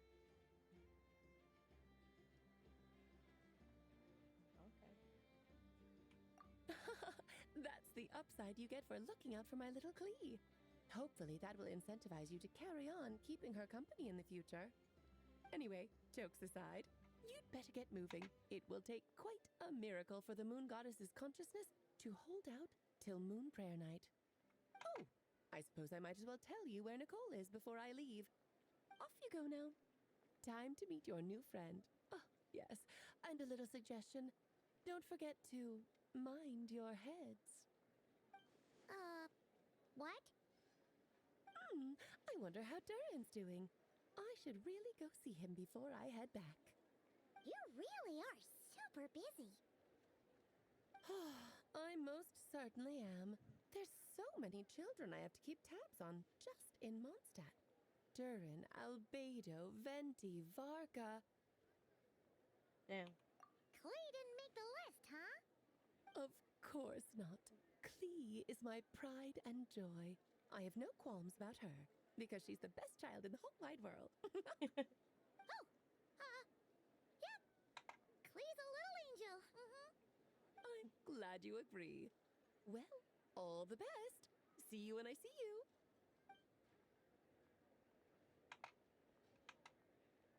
She left in a hurry. Yeah, she didn't pack up her stall. Should we handle it for her?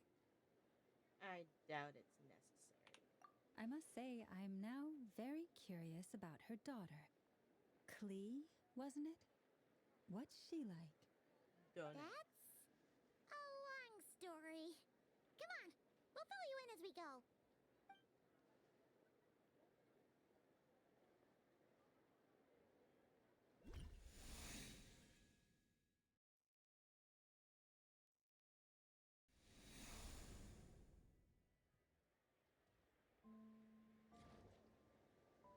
What a lively place. I've never experienced Nasha Town like this before. Hey, you old geezer! Your hammer's rusted through! Who are you calling old geezer? Are they quarreling? I'm looking right at him! You've really gone downhill since giving your daughter free rein in the workshop. Can you even swing a hammer anymore? It shouldn't take you days just to fix a single chair. You might as well use that hammer to massage my back for all the good it's doing. Don't run your mouth, or you'll get a back massage that'll put you in bed for the rest of your life. Look, the materials haven't arrived yet, all right? You know how busy it gets in the days before moon prayer night. I'll bet you send all the materials to your little princess. Blood's always thicker than water, huh? All right, you've made your point, Uncle Kusky. As soon as the materials arrive, fixing your chair will be the #1 priority. And Dad, if you've got time to chat, why don't you lend me a hand, See? Lolka knows what the score is. I guess they're friends. But the way they spoke to each other was so ugly. Then again, it wouldn't be the first time I've seen something like this. Columbina! Sing outside my door in the middle of the night one more time, and I'll unscrew your vocal cords. You hear me? Oh, Zandrone. So that was her way of trying to be friends with me. What a pity. I won't get the chance to say any ugly things in reply.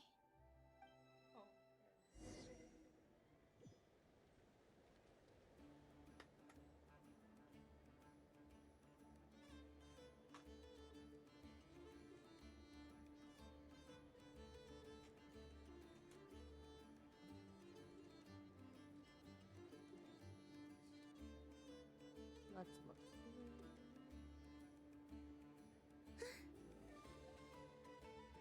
Hey, have you decided what to give her for moon prayer night? I sure have. She's gonna get the surprise of her life when she's least expecting it. Then I'll whip out the ring and pop the question. The surprise of her life. What a fun turn of phrase. Cool, I get the picture. You can spare me the gushy details. Ooh, looks like we have a customer. Hello there, ma'am. Would you like some Moon Prayer Night candy? Huh? Is he talking to me? Can he see me? Here you go.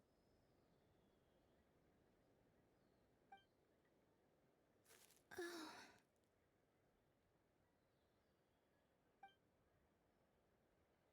Come back anytime. Right. Now, where were we? I don't know why, but I still held out hope.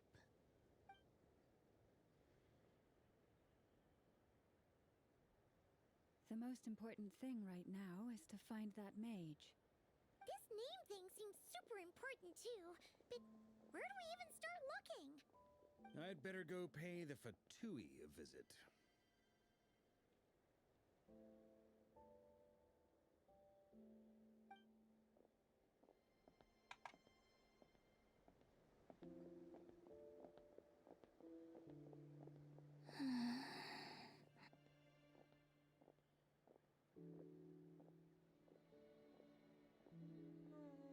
Oh, Columbina. Columbina?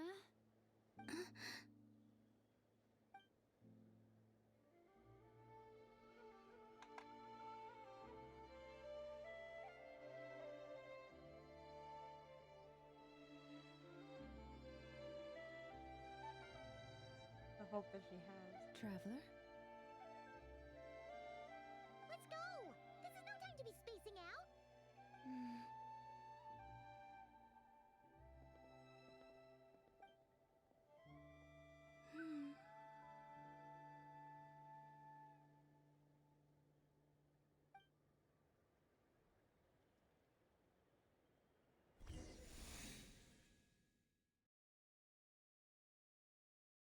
The hope she had.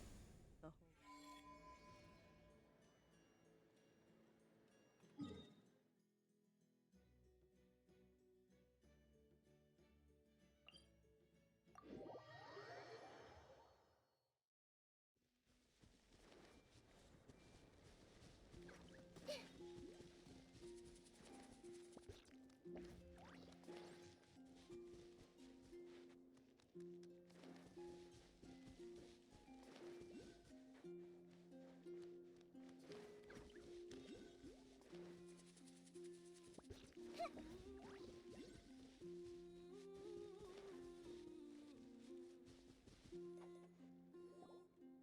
Where are they going? They mentioned a mage and a name? So, Mr. Varka, are you acquainted with this Nicole? Or should I call her Mage N? Not really. We've never met, though she has come up in conversation. From what I've gathered, Alice kind of took Nicole under her wing. Taught her how to speak in a more ladylike fashion, that kind of thing. Huh. Hard to imagine Alice as an etiquette coach. Yeah, Alice is a larger-than-life personality, I'll give you that. But then again, that's why she's able to draw such an eclectic mix of people into her inner circle. If I remember correctly, being an interesting person is actually one of her main entry requirements. So, if you ever wanted to join the Hexenzirkel, I'm sure you'd both be eligible to apply. Hey! Don't go around making promises on Alice's behalf! I wouldn't dare. I'm just trying to paint a picture of the Hexenzirkel for you. Okay, sure. Anyway, since none of us have ever met Nicole, how are we supposed to find her? We can't just go up to every woman in sight and ask, "Hey, are you Nicole?" Maybe something she's wearing will give it away? Like a wind bloom pinned to her chest or something. Wait a minute. Alice never said Nicole was from Mondstadt. Oh, true. Wow. That would be this young lady, then?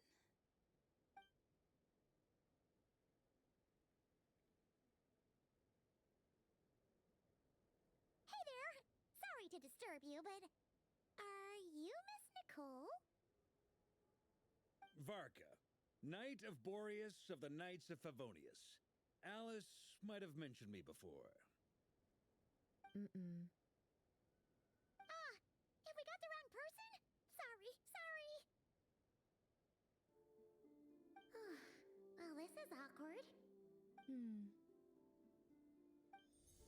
When I shook my head, I meant, no, Alice hasn't mentioned you before. Oh. Huh? Where is this voice coming from? My apologies. For certain reasons, I am unable to speak. Welcome this is the only way I can back. communicate with you. I'm actually doing green for my nail color. It might take some getting Okay. used to, but I hope you can understand. See a stream. Hey, it's fine. I'm more shocked by the fact that Alice never speaks about me. I mean, As for you two, we have crossed paths twice before, but it is nonetheless a pleasure to finally meet you. Oh, my phone. It's really you! Thanks for all your guidance in the past! You're quite welcome. This time, things are different. We have reached the unwritten pages of the story. You might say that we stand at the crossroads of fate. Crossroads of fate. Now then, allow me to formally introduce myself. My name is... No! Stop! Alice! I can't believe it! I had a whole speech prepared. I'd agonized over every single word. She always picks the worst moments to ruin other people's plans. I'm so sorry about that. Alice took the liberty of devising some bespoke self-introduction magic for each member of the Hexen Circle. But I could have sworn I deleted all of the triggering conditions for it. How did it bypass everything? Oh gosh, this is so embarrassing. This is a very different side of Nicole than what we're used to. Is she not used to face-to-face interactions? Don't worry about it. We've seen that introduction magic once already, so it wasn't too much of a shock. Please go on, Miss Nicole. We'd love to hear what you have to say, or, well, communicate. Huh? Are they talking to this lady? But... Will you all promise to forget that horrendously embarrassing introduction? sorry, embarrassing. When? Sir.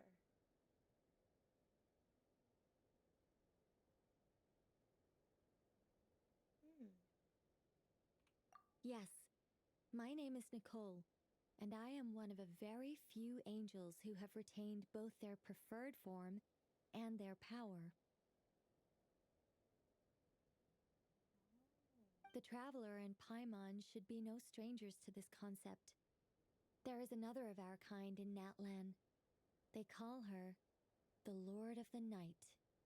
All right! Paimon remembers her!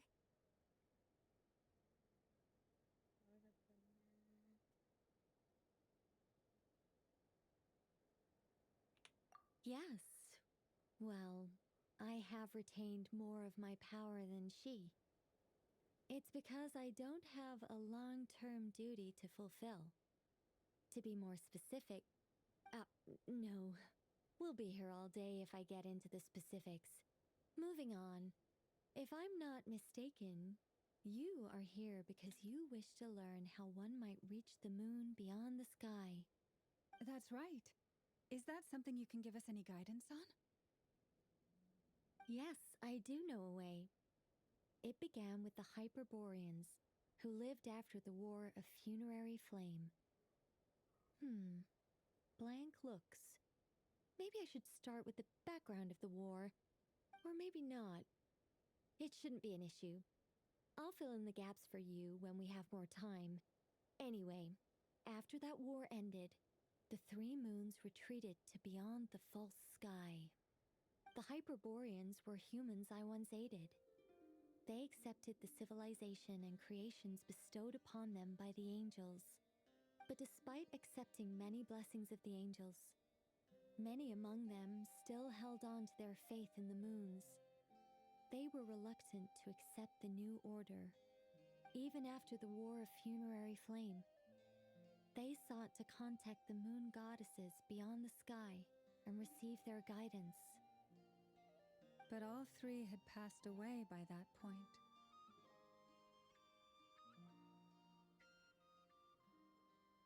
This mage has a unique method of communicating. Is she talking about the moons? Yes, but they did not know. And so, still they prayed for the moon goddess's mercy. After building titanic structures that consumed vast amounts of Kuvaki, at last they glimpsed the moons and heard their voices. But of course, they were gravely disappointed, for it was then that they realized the three moon goddesses were dead. Oh, that's such a sad story. It is. Humanity was in a very sorry state at that time. The angels who had once aided them were gone, and the War of Funerary Flames had left them homeless and destitute. Just a second, I gotta ask. How relevant is all this history to the task at hand? Well, I mean, it's... Okay, it seems we've drifted into irrelevant narrative waters. It's been a while since I've had the chance to speak inside someone's head. As soon as I got started, I lost control, and the words just flowed out like a waterfall. What I'm trying to say is... Right, yes, that's it. The relevant part is the ritual created by the Hyperboreans. The fact that they bypassed the false sky and saw the true moons implies that they successfully built a connection between Tivat and the outside world. Which means, with enough Kuvaki and a sufficiently stable connection, it should be feasible to send one person over the border. Okay, so they built some kind of portal? Oh, yes. A portal. Yes. Is something wrong? You sound disappointed. I just didn't expect you to summarize it so well. It turns out I could have said all that in one word, if only I'd managed to think of it. No, please, it's fine. This is invaluable knowledge. I'll be sure to record and preserve everything in writing. Oh, really? Well, in that case, I suppose I could backtrack and add some more detail. I did gloss over a few things so far. Whoa, whoa, whoa, time out. Let's summarize what we've got first. The Hyperboreans were the last ones to use this method, right? So we somehow need to find whatever structure they built and make sure there's enough Kuvaki to power it up. Luckily, we have the moon marrow of both the eternal and iridescent moons, so we're all good for Kuvaki. Which means the key issue we need to focus on is finding the place. Am I right so far? Yes. Although I expect the structure is long gone by now. That said, what if we could take advantage of the phantoms to travel back to a time when it still existed? Well, travel back isn't quite accurate. It's more like we'd be creating a handshake between 2 points in space-time. We wouldn't even have to pick a time when it still existed. It could just be a time when it still appeared in phantom form via projection, or we could project our own phantoms, fold them together, and... You look lost. Was that too hard to follow? Yeah, things got a little, technical there. Paimon's brain is reaching capacity. All right. Let me think about how to put this more simply. Okay, got it. Over the next few days, I'll search for phantoms that we can use. Once I find one that meets the criteria, I'll let you know and we'll regroup. By completing certain rituals, specific individuals will be able to enter the phantom and make it to the Hyperborean structure. If everything checks out and it looks feasible, We'll just need to wait for Moon Prayer Night, and we can send the Moon Goddess back home. I'm really skimping on the detail here. Is this making any sense at all? I think so. For now, we'll just wait to hear from you. Yes. Basically, yes. Great. Counting on you. In the meantime, we'll focus on finding the Moon Goddess's name. My name? Are they looking for a way to stop me from disappearing? Excuse me, Miss... Go on, Miss Nicole. This conversation was a little all over the place. I didn't catch your name. I am Lauma, of the Frost Moon Scions. Ah, I did wonder. I noticed that you listened very intently when I spoke about Hyperborea and the moon's history. If you'd be interested, I'd love to visit you this evening and go through it again in greater detail. Also, if you were serious about making a record, it would be too risky to simply write down the raw details as is. I would suggest some tweaks. Maybe rewrite the stories as fairy tales or fables, perhaps even prayers. Anyway, we can cross that bridge when we come to it. So, see you later then? Oh, and no need to prepare anything. Just a cup of tea will do. See ya! She seems friendly. It's just... It's so nice to find someone who's actually willing to listen. I've been dying for a chance to finally go through all this systematically from start to finish. Any longer and I'd probably start forgetting it.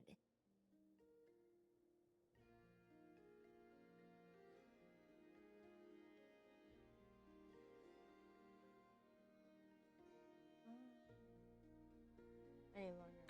Now Paimon gets why Alice told us to mind our heads. What did I tell you? A lot of quirky people in Alice's orbit. Now then, the next order of business is, where do we start looking for the Moon Goddess's name? Maybe the rest of what Nicole has to say might give us some clues. Once I've heard her out, I'll summarize the salient points and share them with you all. I'm also inclined to review our other documents. Yes, our faith was first established by our Hyperborean ancestors, but many of the more factually accurate records are from after Kuthar's birth.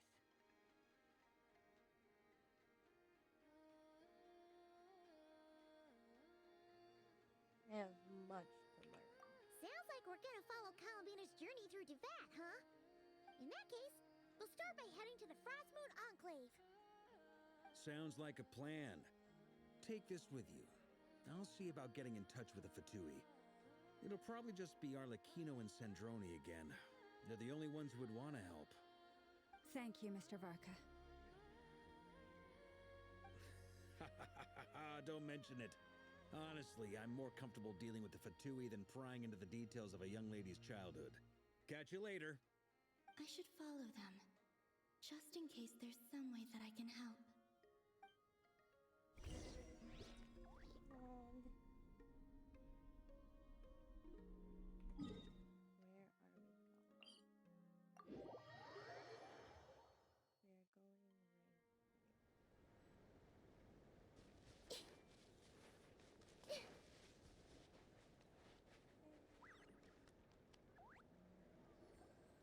A while ago, I took the time to organize all documents in our possession that pertain to God.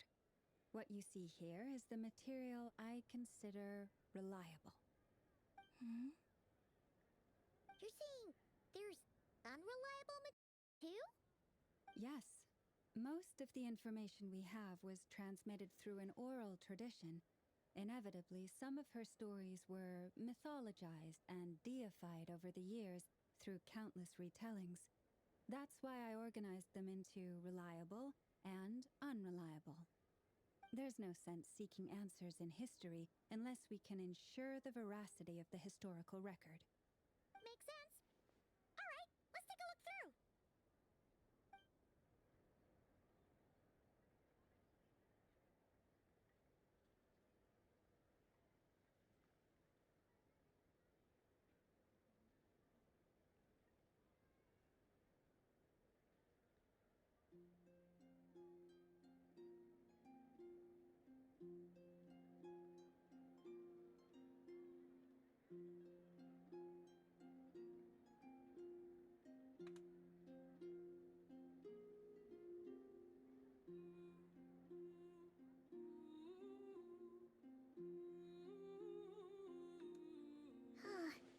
Almost all these records refer to Kutar instead of Columbina.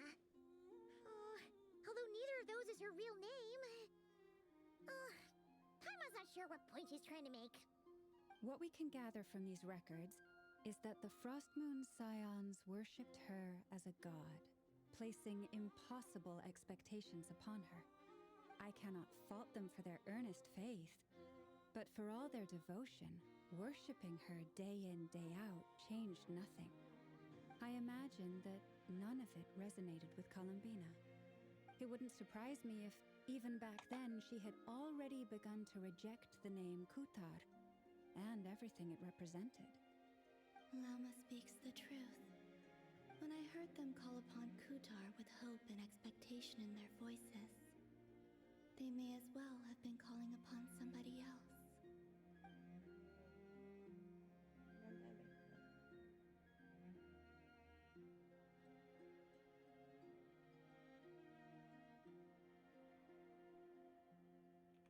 Well, that's a bit complicated. I looked at the level of detail, perceived authenticity, prose style, and how realistic their portrayal of Kutar seemed to be. Amongst the Frostmoon Scions of today, only I know of her existence, and I alone have spoken to her face to face. As such, I know that there are certain things she simply would never do. That being said, I have sensed some changes in her lately. Changes? Me? Seems like this is getting us nowhere. For what it's worth, why don't we check the unreliable sources too? Sure. Give me a moment.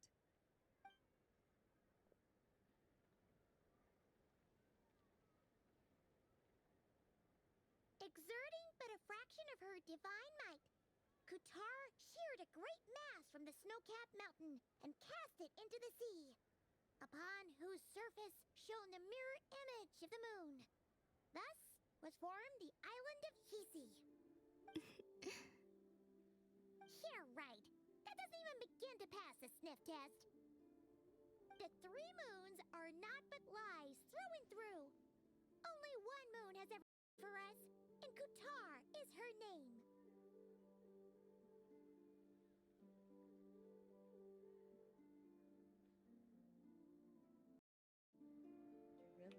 The vast majority of ancient texts are filled with fanciful tales like these.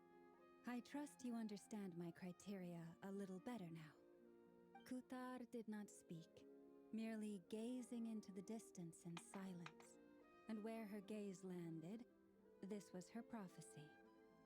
Clearly, whoever wrote this text never even met Kutar. Otherwise, they'd know that her eyes are always closed. What about you, Traveler? What are you reading? Seems like a collection of antidotes.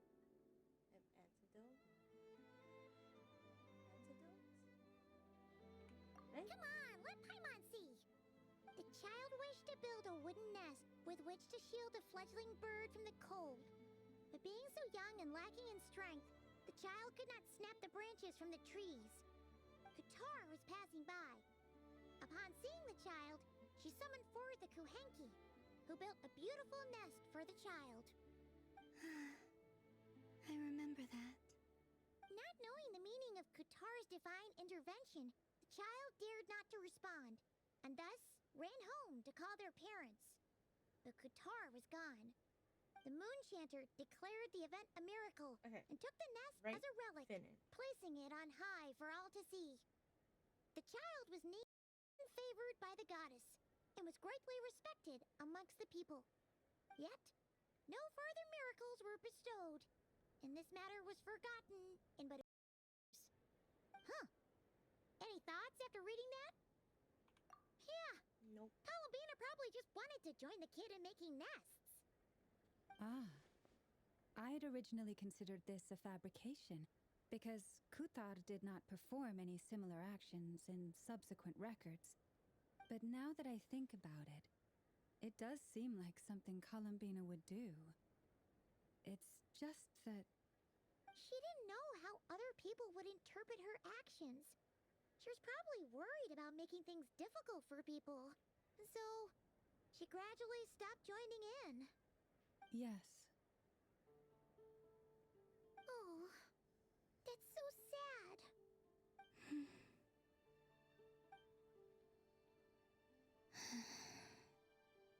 And now, I can make no such gestures of warmth, even if I want to.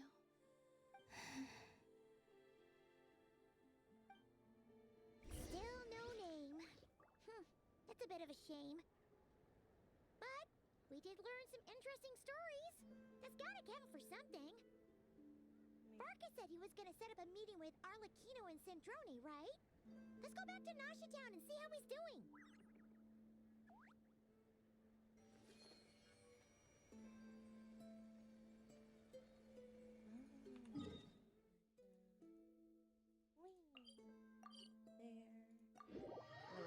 fly.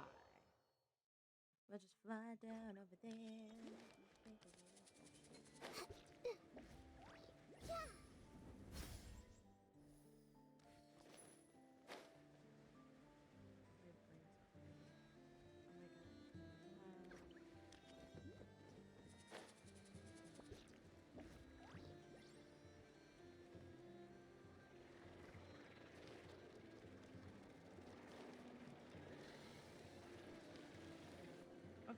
Let's see.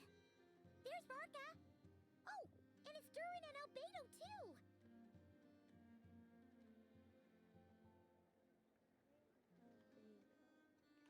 Yeah, this is pretty much the same place we bumped into each other last time.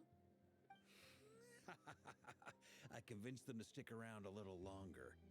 We were all waiting on people, so I figured having a little company would help pass the time. Ah, so you've been waiting for us? Does this mean that you've already arranged things with the Fatui? Sure does. Now you're back, we can go meet up with them together. How'd your investigation of the Frost Moon Enclave go? Well, we didn't find out Columbina's true name. But apart from that, it went pretty well.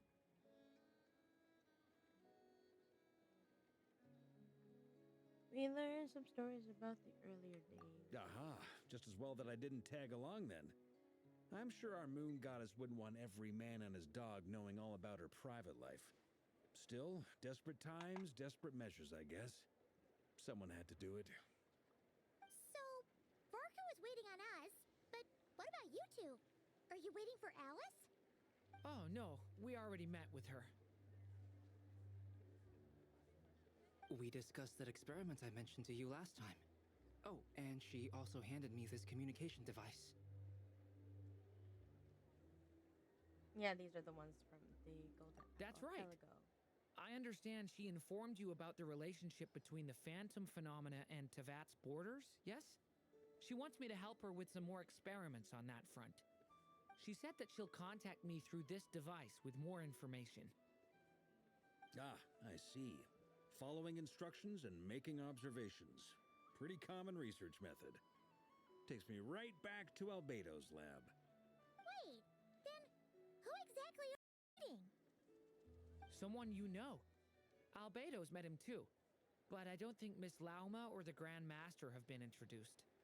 Introductions are overrated, especially in cases like this. It's you! So, it's not like the academia has prohibitions against going abroad. Also, I applied for leave. I've been writing to Hat Guy in a human form. I've already brought him up to speed on everything that's been going on in Nodcry. Hat guy. Hat guy? Turns Why out, did I actually have heard that name before. I forgot. Oh? Then why did you react the same way I did? I only knew the name, not the fella. But since we're all here, let's do some introductions for what it's worth. I'm Varka, Grand Master of the Knights of Favonius. Lauma, Moon Chanter of the Frost Moon Scions. And I'm a Drioche from the Vahumana Darshan of the Sumeru Academia. Hakai. Good to see you again, Mr. Guy. I believe we last saw each other on the boat ride here. Oh, they came to Notcry together. Mind you, the only reason I came here is because there's someone I want to look into. Who's that? The Doctor, also known as Dottore, second of the Fatui Harbingers.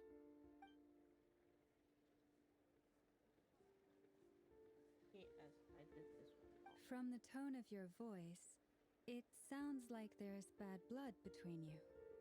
I was reviewing our archives and noticed that a lot of information about him was missing. Left a bad taste in my mouth. That's all there is to it. Dottore, or Zondique, as he was then known, once studied at the Academia, but he got kicked out before he could graduate. So the Harbinger's number 2 man is a college dropout? How embarrassing for them. Last we heard, he was planning something. We actually heard that a few times before, even coming to Notcry. But we haven't seen a trace of him since we got here. He only appears when something interests him. For all we know, he might have left already.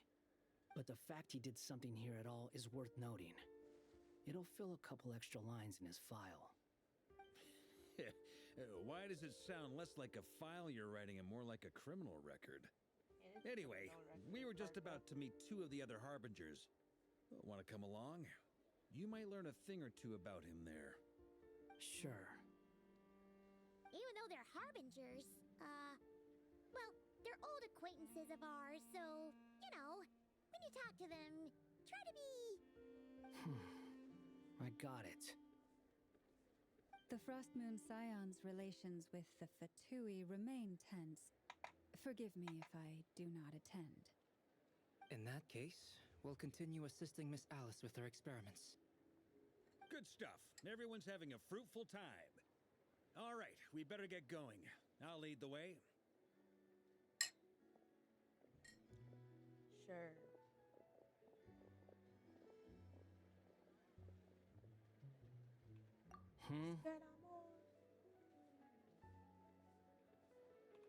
Well, yeah, that's obviously part of it. But I'm not the only one who has a score to settle with him. Neither you, nor Lesser Lord Kusanali, nor I want to see him meddling with things again.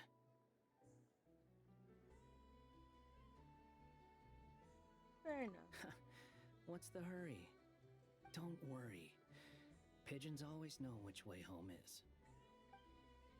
You're not wrong, I guess.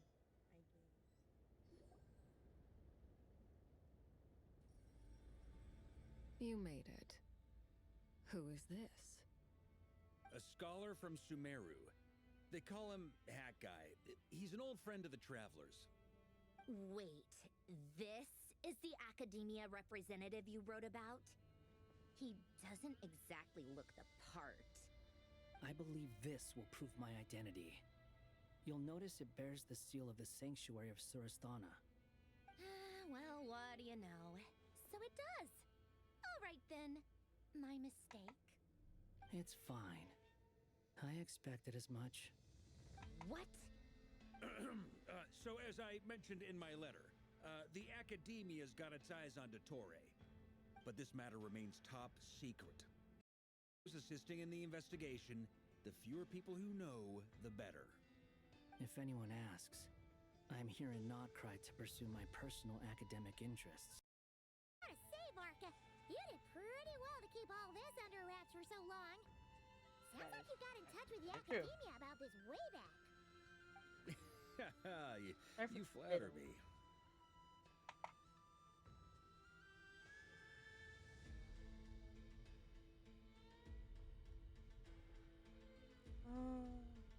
You're all carpenters. Where do I even start? Remember that time we fought Rerir at Star Sand Shoal?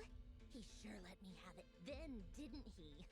I'll bet Dottore had that all sketched out, with me as his convenient little pawn. He could not care less about us if he tried, but hey! The feeling's mutual. Does Dottore really strike you as the sort who values his relationships with his colleagues? Fair point. Definitely not. Which is why I always keep my guard up whenever he starts making suspicious moves. To that extent, our motivations align. On top of which, I consider you trustworthy people. Now, back on topic. In the wake of the Reikir of Solnari episode, Sandrone and I grew suspicious about Dottore's complete inaction during the entire affair. So we tried to find out what he'd been up to, but unfortunately to no avail. He never lets anyone in on his plans. The more he cares about something, the more secretive he gets. Indeed. Perhaps he believes that by keeping a low profile, he can avoid trouble. But that trick isn't going to work on his colleagues. Yeah, I mean, he's been researching the ancient moon's remnants. And he's been trying to get his paws on the moon marrows.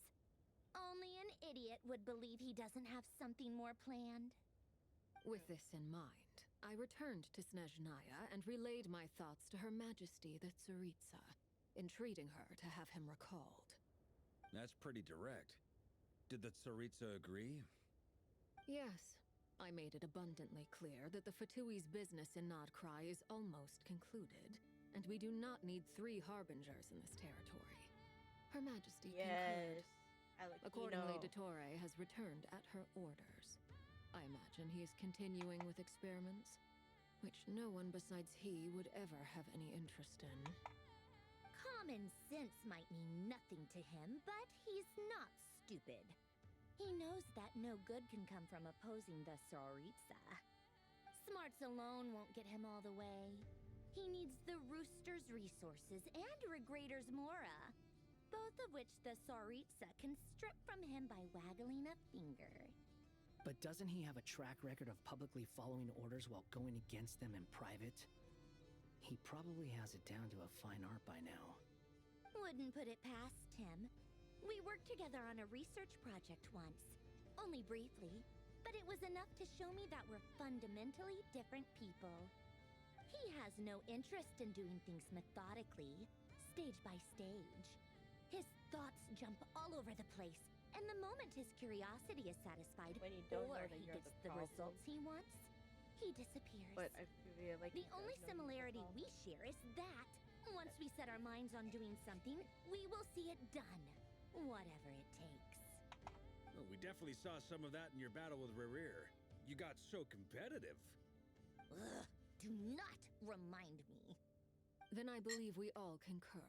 Dottore will not simply give up. Fantastic.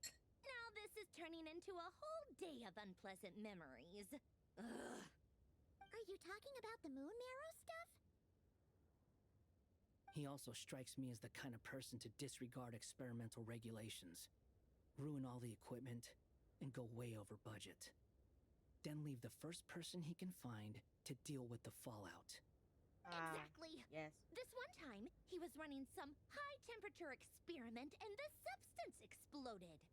But does he care? No. He orders his subordinates to open the device so he can observe the results, which causes the gas inside to leak out. That gas was poisonous. If I hadn't been there, who knows how many people might have died. Okay. And after all that, he left. While I was still cleaning up after his mess. What a waste of time, he said. Waste of time? The nerve! He wasted my time! You've been bottling that up for a while, huh? Hat guy, I must say, you seem awfully familiar with internal Fatui affairs, especially when it comes to Dottore. Thank you, Lady Harbingers, for providing such valuable information. I have no other questions for now, so I'll be on my way. Wait, what? You're just gonna leave? You're welcome to join if you want.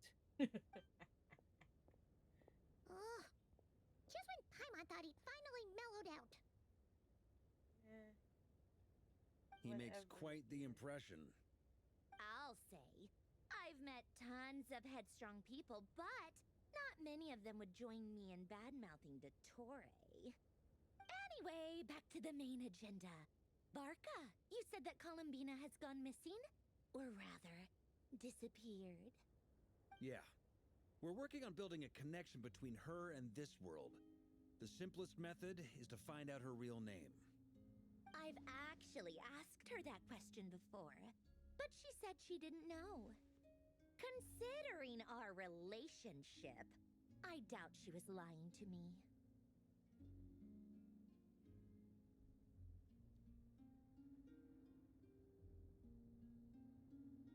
As far as I recall, she was never dispatched by Her Majesty to claim a gnosis or anything like that. Ritsa's plans had long contained a place specifically for her. I always thought that was weird. What could she do that the rest of us couldn't? Knowing what we do now, it's probably something related to Kavaki, right?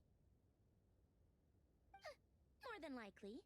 When she first arrived, Columbina would often go to Her Majesty and ask when she could start the task assigned to her. But Her Majesty always gave the same reply. The time has not yet come. So she spent her days in Snezhnaya doing basically nothing. The Tsaritsa has summoned a beautiful blind maiden to be a harbinger, giving her the third seat by virtue only of her enchanting voice. It was a dumb and stupid rumor, but the reality of the situation made it hard to refute. And what happened after that? I imagine she stopped caring. She no longer seemed to care why she had been recruited, and Her Majesty never gave her any missions, so she just continued to sing in the flower garden.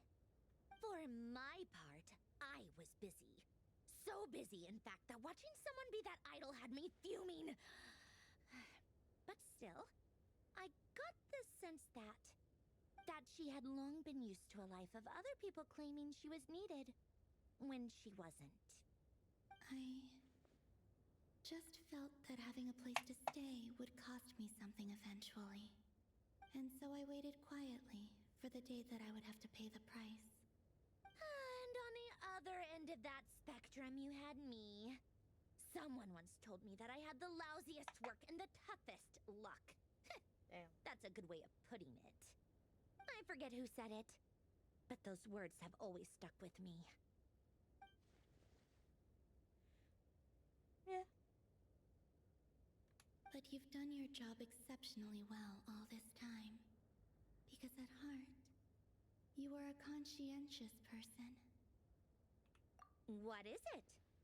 Something come to mind?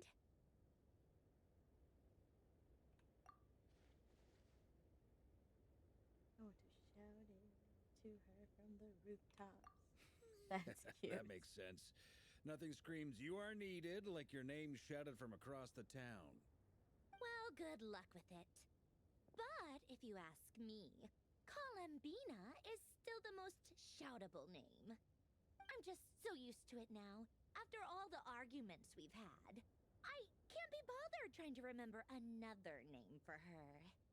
Nor I. Sandrone. Harlequino.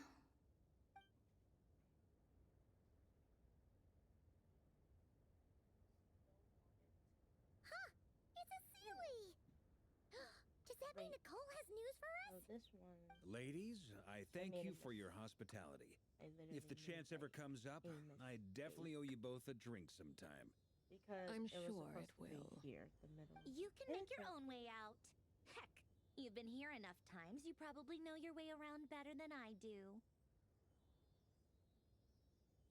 Okay. We'll be in touch in this situation. Okay!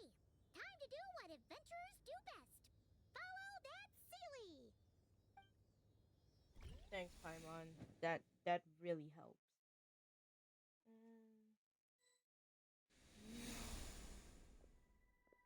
Here you are.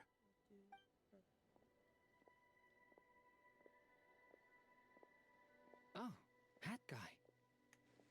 How How come you're Why? back so soon? Did things go all right with the Fatui? Fine. Dotori's been summoned home by the Tsaritsa. Couldn't get much more than that. How about you? Any progress with the investigation? Unfortunately not. We've tried everything. Different phantoms, different locations, different points in history. But the results were the same each time. Abyssal monsters roaming the land. People crying out in despair, with no hope of being rescued. Every time I see it, I think, is this what it was like in Mondstadt when Dragonspine Durin attacked? And if I fail in the task I've been given, create yet another tragedy. That's just meaningless speculation. When we encountered similar phenomena previously, Flash carrying. I tried to interfere with those illusions, using sounds and lights to guide them. However, I'm just flash we carrying, could not like change the their one that fates. I just wanted to try. At most, we were able to extend their existences. The events of the past are like fate that has been written into Irminsul. A living thing in Tevat that can escape its past. But Miss Alice instructed us to try to find ways to change the outcome that these phantoms face. It's an impossible task. Can't you just refuse? Since she asked us to do this, I feel like it can't truly be impossible. Or if it is, well, mages can make the impossible possible. I could not have been born as Durin otherwise. But you also said that your past 39 attempts were fruitless. That's true. But you're still going. Yes. After this many futile attempts, surely you realize that you're not doing this because you still believe what some mage told you. It's because you want her hypothesis to come true. It's something you wish for deep inside. So, think for yourself about what you want to do. As long as you don't believe it's futile, it isn't. Yeah. Previous experience indicates that we cannot touch the phantoms, which limits the effectiveness of our interventions. If we want to clear this hurdle, Josephine, we need to hello. break How are this you rule somehow. doing? Thank you for Same the thought follow. here. I really appreciate Following it. the same rules means repeating the same failures. Reducing ourselves to mere playthings of fate. So you mean we need to figure out a way to make contact with them Hello, despite hello. knowing that How we are you? can't? Yes, and I suspect that's something only you are capable I'm of. sorry, like, I'm actually supposed to Everything go in out Tevat and, is logged in Irminsul. But the withering 30 that minutes. once occurred in I'm Sumeru still not done with was a my nails. sign that the Great World Tree was being corrupted. Me? This corruption allowed things that I should not have started existed back in Tevat to appear. in This is tantamount to 2021. rewriting reality to an And extent. then You're saying abyssal power might be able to affect and then I those took like the phantoms? most longest No break one's ever known to tried it man. before. If you're Because I gonna had try another it, account, but something it'll take happened. courage. Yeah. And you have to But be confident. and then like now I'm that starting to you can stream again control it. because I finally finished school, and like I also want me and my friends to stream as well. She's missing. So yeah. I have to find her. I hear someone inside. Like what game? Like what kind of games are you into and stuff? So this is your main game now, or what's this? My main game is actually Mobile Legends. Like it's a mobile game, Mobile Legends Bang Bang. Maybe it'll change But his decision. Genshin Maybe was he'll stay always like my away. casual go-to Yes. if The I important actually thing want to is like not sit the down nature and of the just like power, but like rather how watch you like use a it. story happen or anything. To intimidate and obstruct. Like what games are you like what other games are you actually into? Sounds about right for the Abyss. Let me try. And also I should Mobile be able to Legends for influence me that thing. is like the game that like I'll stream. Have you seen a little girl? It is. It really is. What? This isn't the time for that! Just run!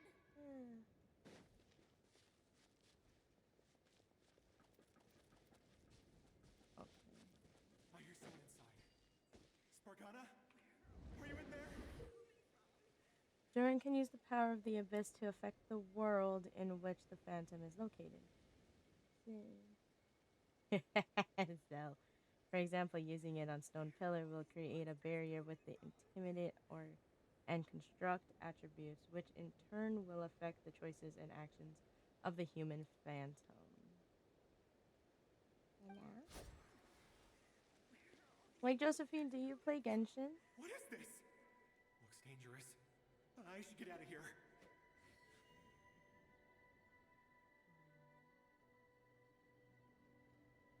Oh, Cult of Lamb. He really left. Ha! We did it!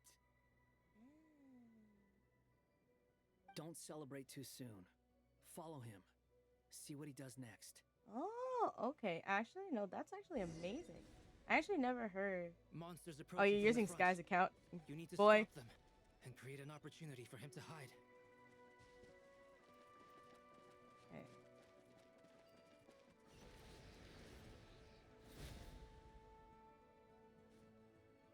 Help me!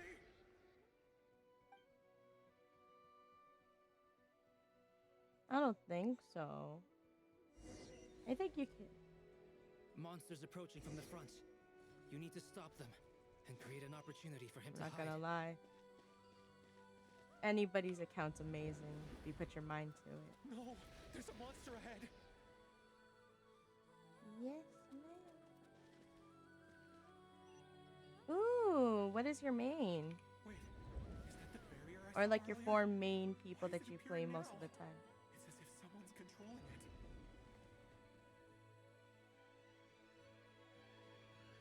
The monster's gone. Wait, Is what it do you safe mean? now? Like, is Sky's account like unstoppable?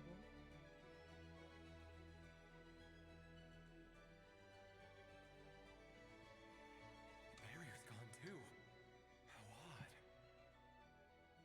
Anyway, I guess I'll keep going. Quickly, let's What? keep up. Oh my god, that girl grinded her account like it's nothing.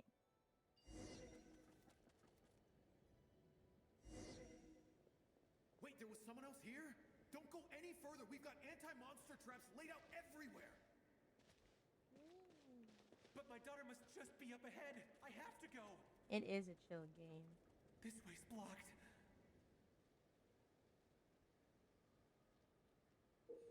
Yeah. Darian's abyssal power can also affect the phantom explosive.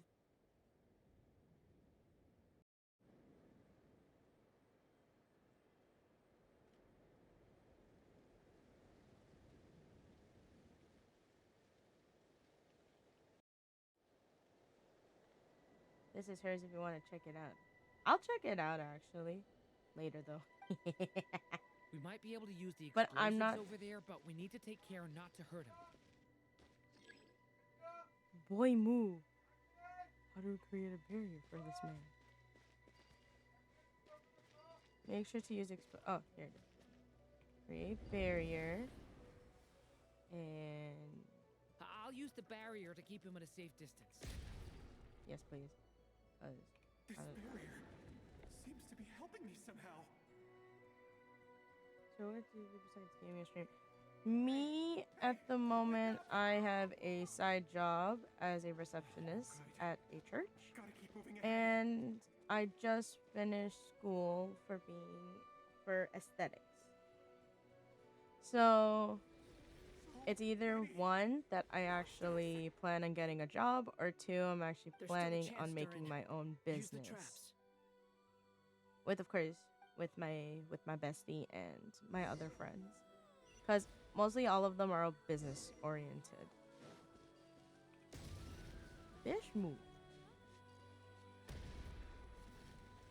Like, what do you do for a living, Josephine? One. Yes, ma'am. Phantom has met its end and returned to its place of origin. Oh, okay. So I have.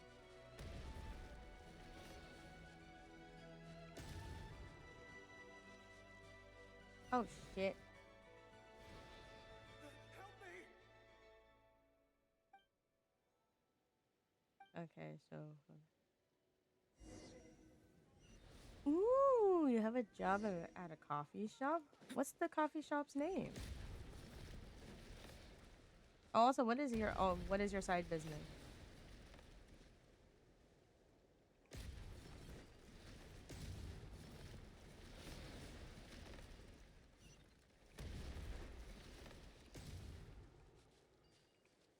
Ah, shit. Help me!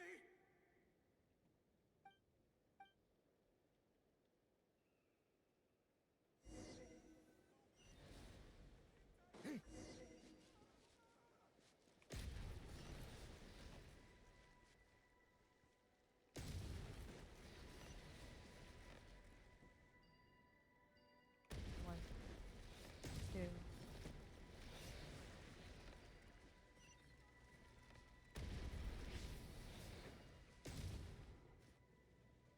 Ain't no way.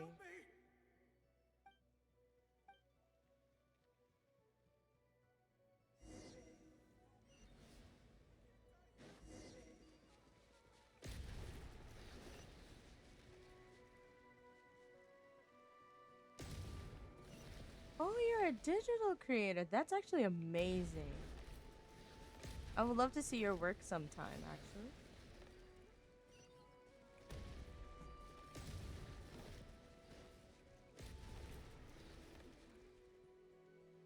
This is a new development. I've never seen this happen before.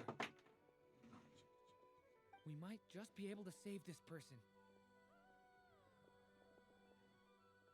I actually knocked down my top.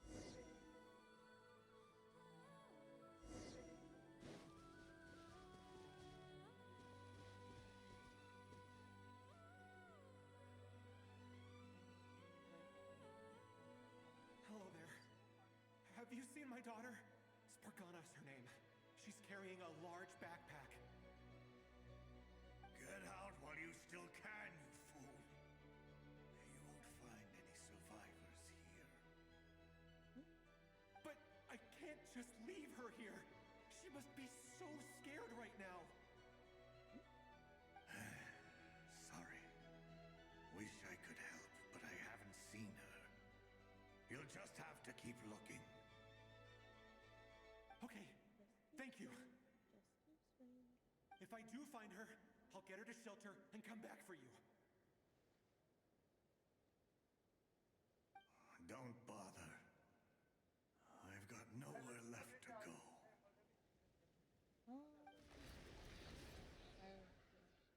I would love to see some of your work. Oh, we could connect. Yes! I will love that. No, if he goes inside, he'll be walking My into a trap. Discord is Let's try basically this the same once as my more. username. This time So we it's have actually to easy stop to him. find.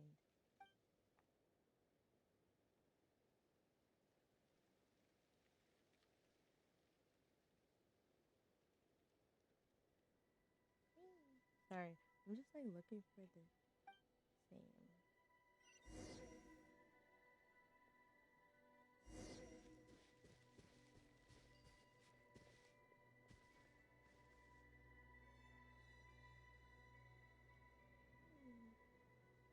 Hello there. Have you seen my daughter? Spargana's her name. She's carrying a large backpack. Get out while you still can, you fool. You won't find any survivors here. But I can't just leave her here. She must be so scared right now. Sorry. Wish I could help, but I haven't seen her. You'll just have to keep looking. Okay, thank you. If I do find her, I'll get her to shelter and come back for you. Alright. Don't bother. I've got nowhere left to go. Most likely I did. Just hold on. I'm so sorry. Monster! No, if he goes inside, he'll be walking into a trap. Let's try this once more.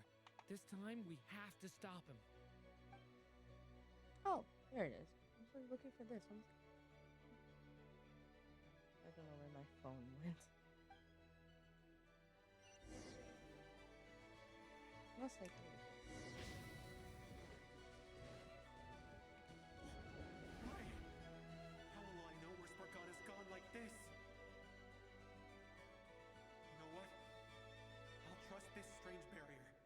It's gotten me this far after all. Okay. Just hold on, let me.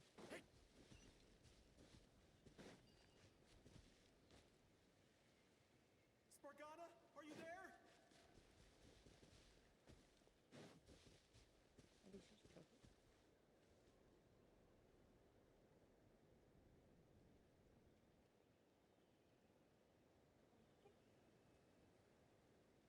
Yes, I got your friend request. Your friend request.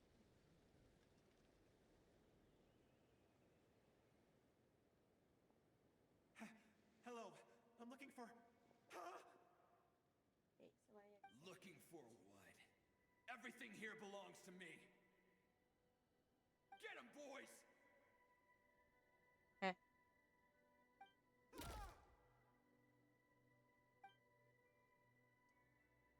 Man probably died.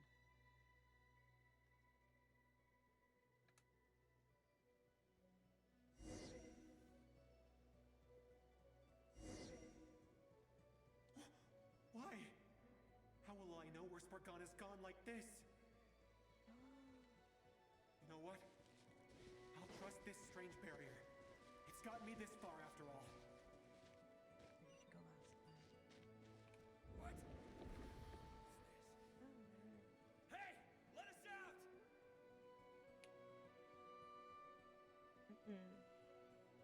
Spargana, are you there?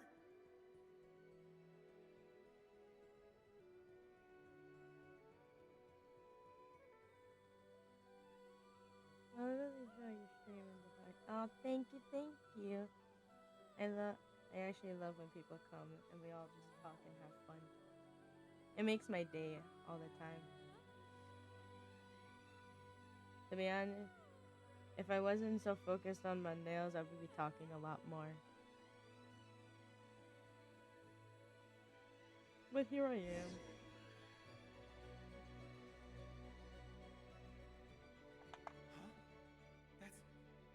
That looks like one of my daughter's books. I'm actually glad that you actually came by, so Thank you. thank you so much. Yes, it's one of hers for sure. That's her name on it right there. She left her backpack here.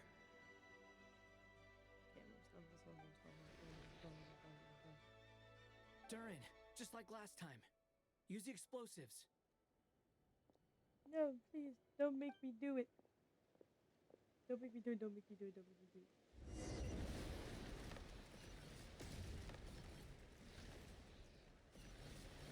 Yeah!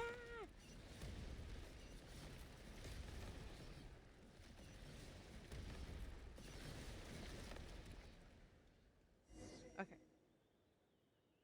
It won't work. There's not enough left. If he makes it in, he'll die. But then, this clue could be the key to him finding his daughter. It might not be the only one. Better he misses that clue than loses his life. I guess so.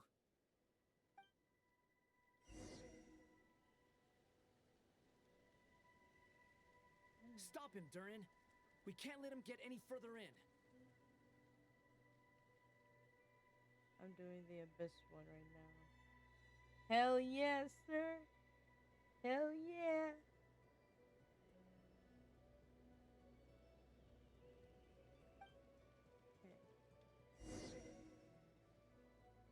It won't work.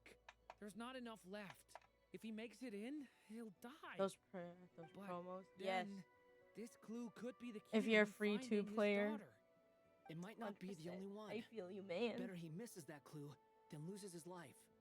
Like, I guess there's so. there was like so many past ones that I missed that I really wanted to get, but I couldn't get. No character. Stop him, Durin. We can't let him get any further in. T.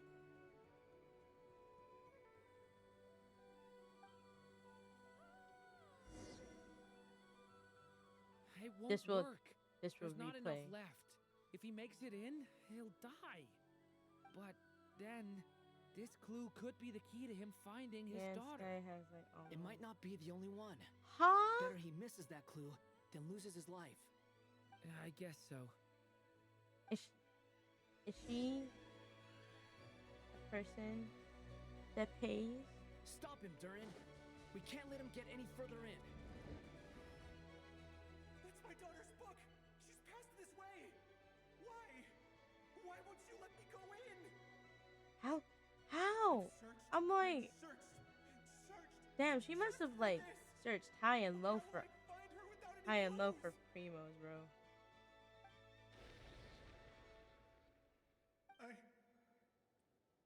I no longer have anywhere else to go. What? Girl, where are you getting this magical money from? I want some of that too. I'm sorry. I'm so sorry. Okay. He refuses to go anywhere else. Whether he opens this door or not, all that awaits him now is death. My nails are done. We I'm actually couldn't pretty happy change with you. his fate. That's pretty happy. Albedo? These are cute. Hat guy? Let's try one more time. I don't know how we're gonna do this, but I don't want to give up either.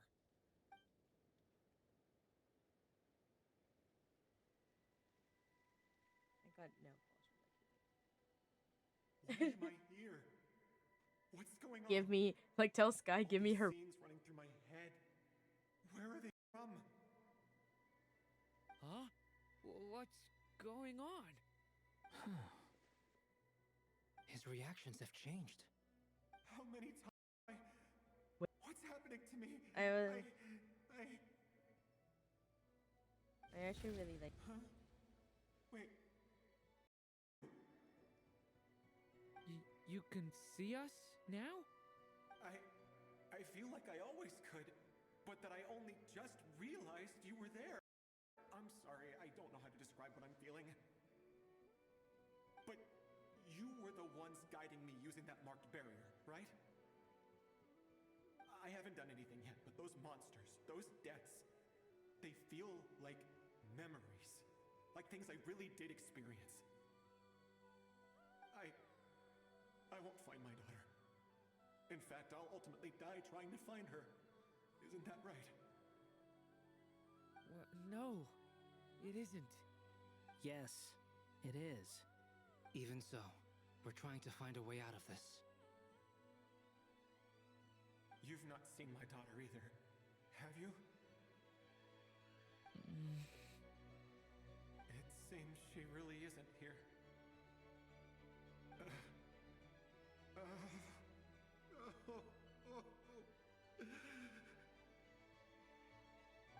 I'm sorry we couldn't help you.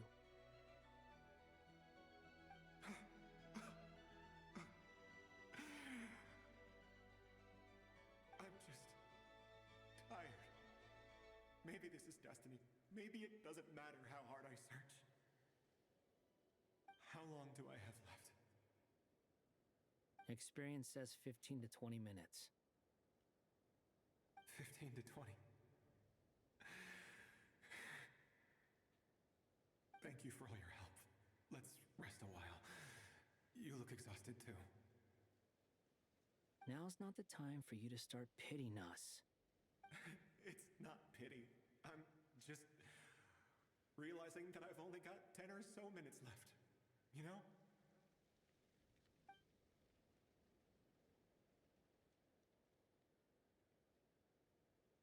You say you're from Mondstadt, yes? A place with windmills, where people enjoy limitless freedom? And you're from Sumeru, where they've built an academy into a giant tree? Yes. Okay, It seems I'm you've back. never heard of either place. Those names are unknown to me, I'm afraid. Yes. Have you heard of Hyperborea? I'll do my makeup and everything when I have, the place. but It's easier. and I faster heard for that me. it was destroyed in the distant past. What's he doing? I see. That was where my ancestors once lived. What about Delphi Pytho? Was it later rebuilt? I've never heard that name. Then what about Henny, Salvindaknir? I have seen that name on stone tablets on Oh, Dragonspine. thank you. I would love to But see I'm them. afraid the actually. only things left of Thank that you so place much. are its ruins. I see. Sure enough, there was no way to turn this around, huh? I'm sorry. I was the one who asked to chat, but it seems like we're too many ages apart. There's barely any common ground to start from. It's all right. We did hear something new, at least. Ooh, please do actually. I would love to see your work. And if I really like them, I want to know your pricings Mondstadt as is well. a place of freedom and happiness. There's a lot of good people in the church and the Knights of Favonius, and even outsiders find that it's an easy place to feel at home. We have festivals a few times a year. Everyone gets together to drink, sing, and be merry. Sumeru is a lot more uptight. Not really the kind of place where you can relax. It's a nation fraught with problems wherever you look. But if all you want in life is to seek knowledge, I guess it's pretty much paradise. That's wonderful. In other words, after this all-devouring black tide passed, humanity did not merely avoid extinction, but rose to build prosperous civilizations anew. I mean, I can see you all right now. That must mean the future isn't a total mess, right? That's true. Well, time's almost up. Let's part ways, I think. Might be best if you don't waste too much time on me. The chances are slim, I know, but I'd like to spend these last few minutes looking for Spargana. If things work out, I'd love to tell her about what I've heard. Character art, so like, oh, like also do like, May we meet again. like VTuber work? Well, or not, most probably. In that case, may your wishes come true.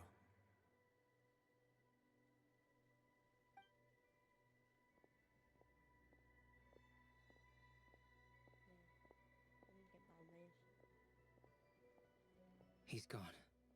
In a few minutes, he will meet the end that was his to begin with. The ending of this tale did not change, but I believe that we've just made the most progress we have yet. May your wishes come true. If only it were so simple.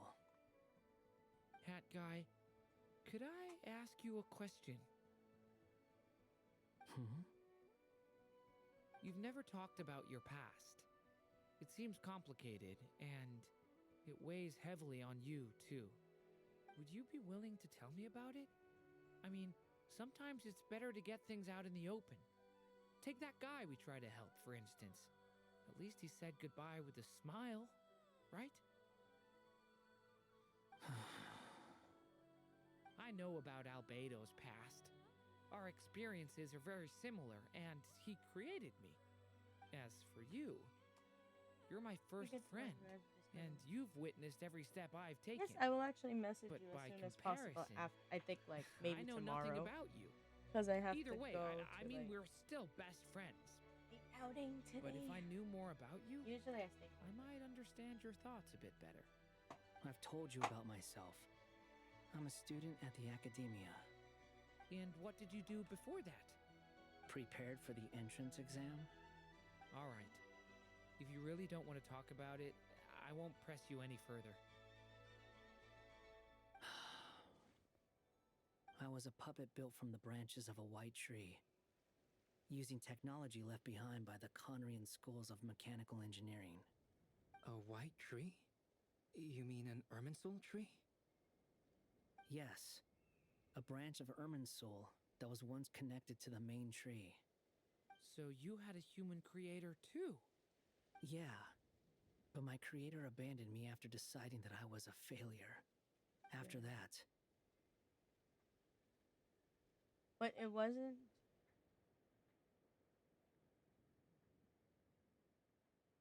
Durin. Resisting the influence of the Abyss, suppressing the urge to destroy, trying to do the right thing. None of these things are easy. But no matter how hard they are, trying to rewrite past wrongs is far harder. You asked me if you would create a new tragedy if you failed. I told you there was no point speculating about that. But the real answer is, yes, You absolutely will. That guy. But at least you've got people here to help steer you away from the wrong path. So, just keep aiming towards the light. I will. I promise. All right, break time's over. Hello? Durin speaking. Hello, friends, it's me! What have you been up to? I'm detecting some unmistakable fluctuations here at the border. The amplitude isn't particularly high, but they're completely different signals from the ones before, and the scale is comparable to those I've detected previously. Alice, we were unable to save that person. However, he appears to have retained a portion of the memories gained through that cycle, and was able to hold a conversation with us. I see. Well, that is rather odd indeed. It definitely merits further attention. Could I trouble you to keep trying the same approach? I need to gather some more data. Counting on you. I should probably have Nicole come and check this out as well.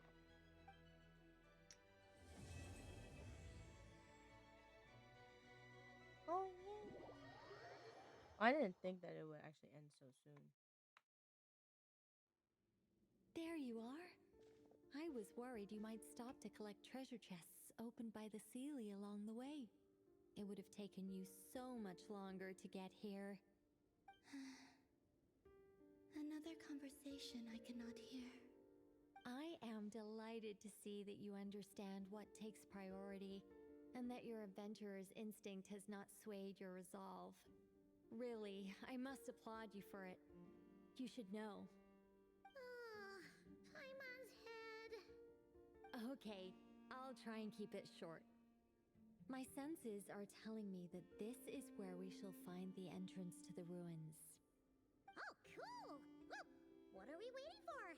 Let's open it up and see! Patience. This was a sanctuary of great importance to the Hyperboreans. A special process is required to open the gate. Oh! Like the place that housed the Eternal Moon's marrow?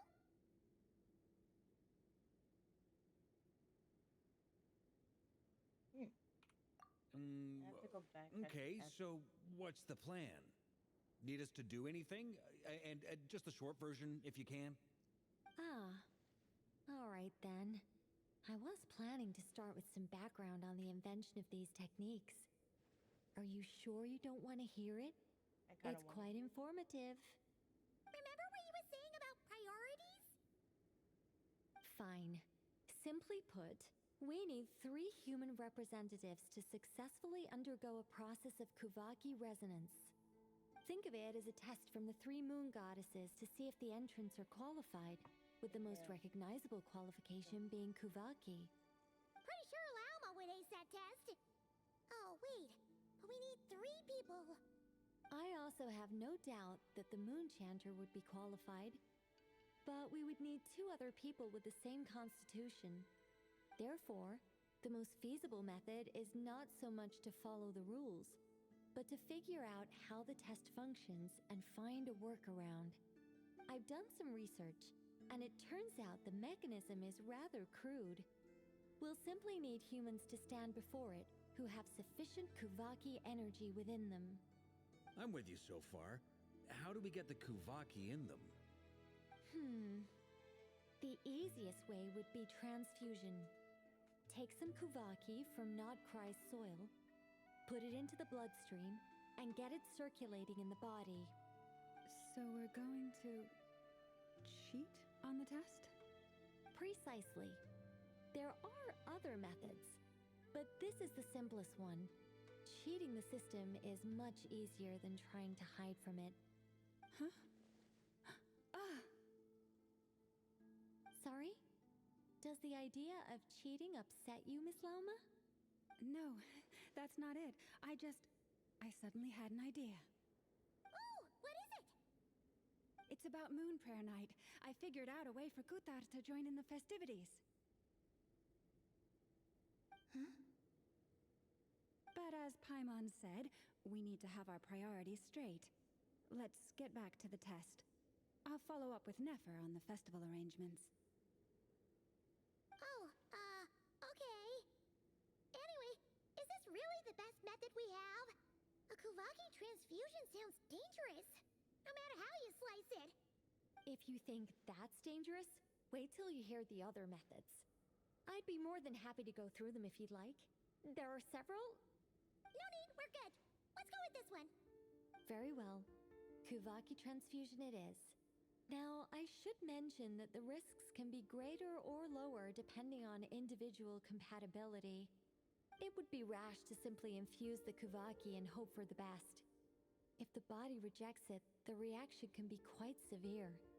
The symptoms are similar to another condition that some people living here suffer from, known as congenital Kuvaki sensitivity. So, before we execute our plan, I will perform a simple test of my own to see who is compatible and who is not. Once that is done, we will have to complete the resonance process as rapidly as possible. The participants must remain stationary while the Kuvaki circulates and bonds with them, and they mustn't eat or drink anything. What? No eating or drinking? That's some hardcore fasting. They'll all be monks by the time they're through.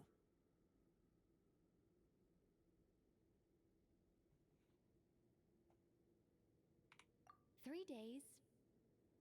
Oh, that's so long! And we still need to find 2 more people who are not just compatible, but also willing to volunteer.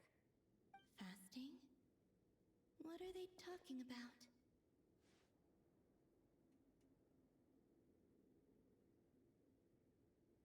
Yes, this is what happens when you try to put on clusters. I never thought putting on clusters would be such a big deal. Never thought it would. Really? Don't you want to think this through? Haha, count me in too. 3 days without food? I can handle that. Miss Nicole has made it clear that this is the easiest way. The way I see it, there's nothing else to discuss. It's time to step up.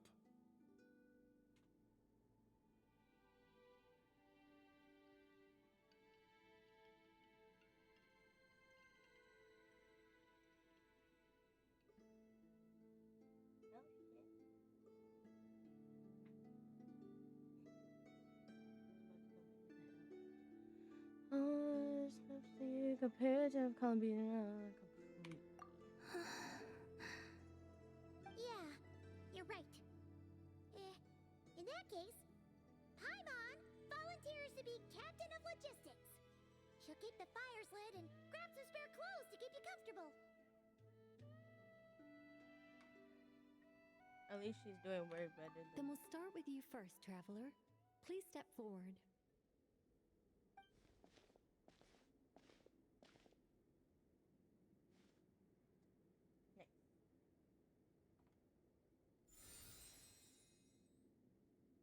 How's it going?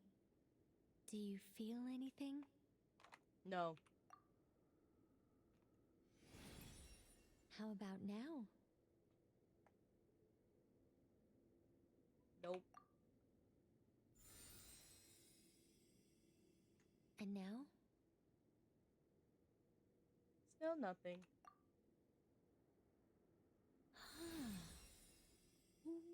What about now? Nothing. You guys, it's not a competition, you know. All right, I'm officially impressed.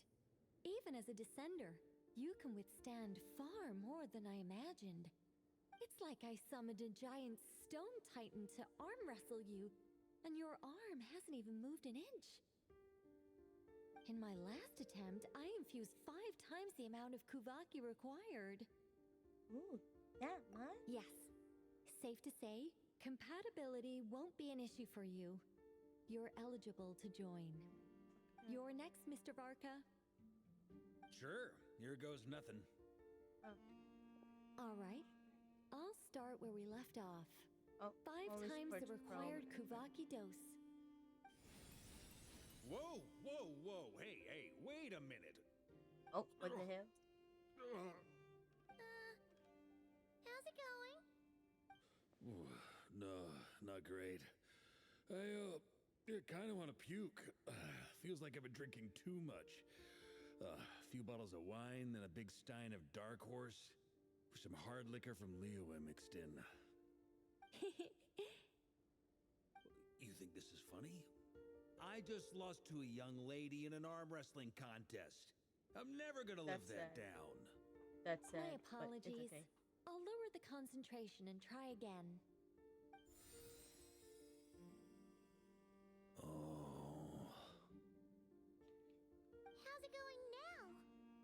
I'm not as dizzy as last time, but I can still feel it pulsing around. In that case, you wouldn't be an ideal choice, Mr. Varka. Let's try someone else. Oh. Okay. Hi, baby. How are other you? Darling, how are you doing? Like, I accepted your thing, your collaboration, but it literally said it declined.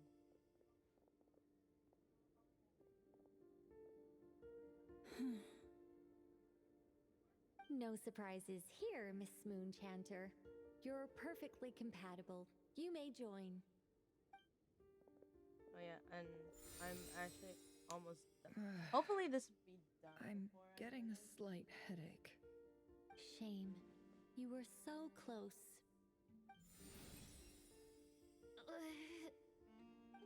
I'm wearing the brown dress, not the one that we bought recently, Reaction.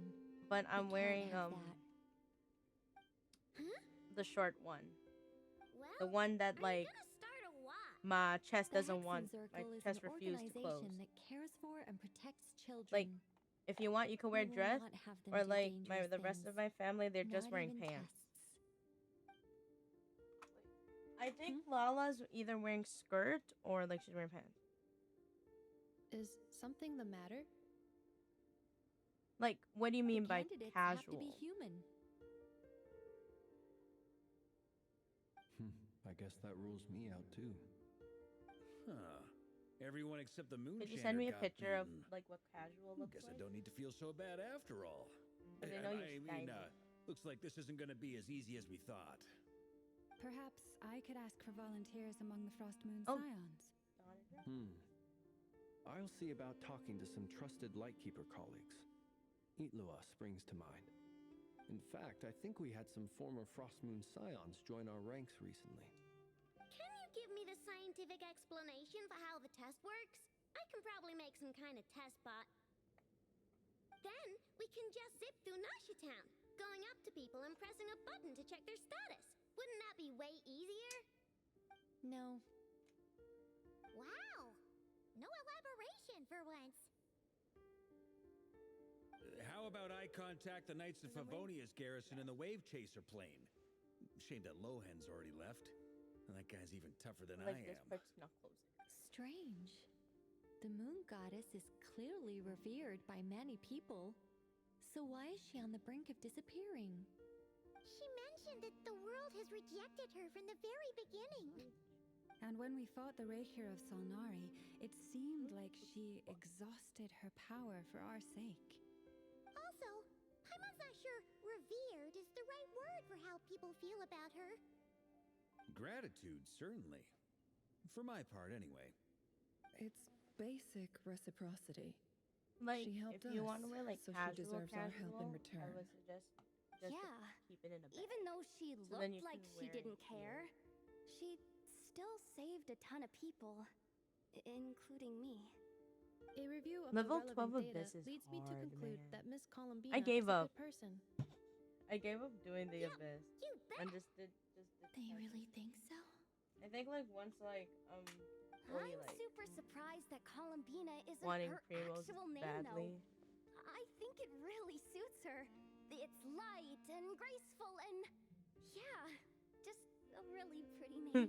No, it's all good, girl. Unfortunately, that's not our decision to make. Columbina. That was the code name the Fatui gave me. But it also came up in the song I heard when I was born. Speed is just Is that really all there is to it?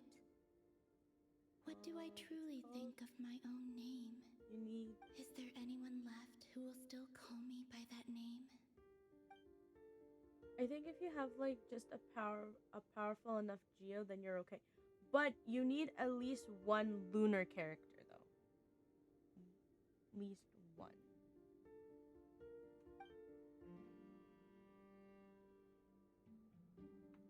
Lol. Okay.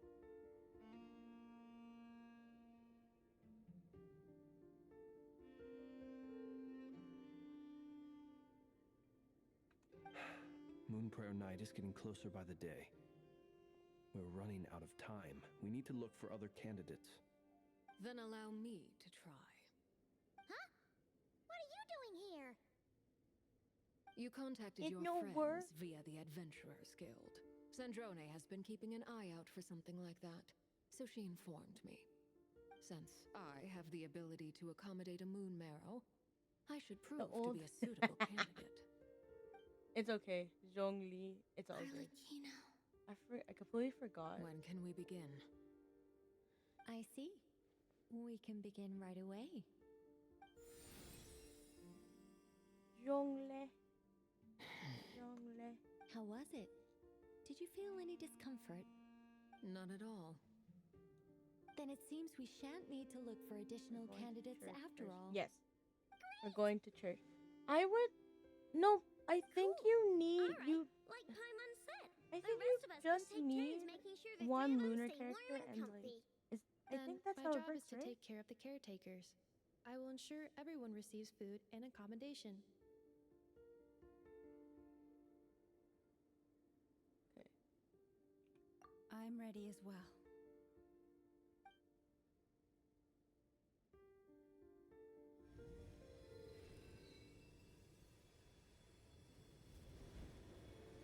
I think I have to.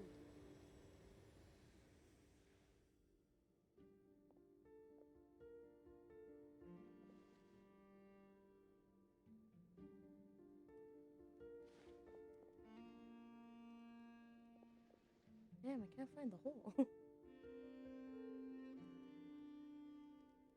Not just a lunar.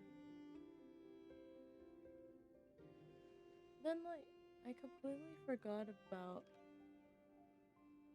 how it works then.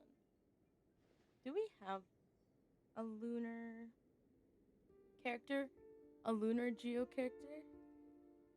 Do we have one? Okay, found it. I'll keep this one here. The work is done.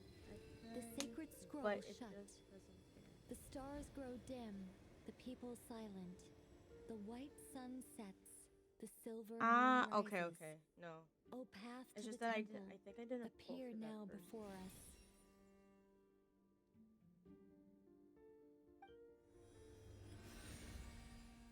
Wow!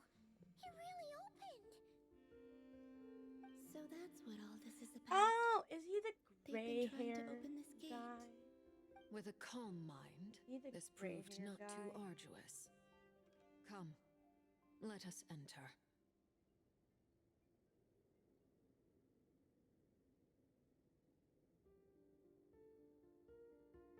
Oh wait, it's great. Yeah. Okay. It might be best to eat something first. Take care to chew properly and swallow slowly. It will give your body time to readjust to the digestion. They will It's all head in good. soon.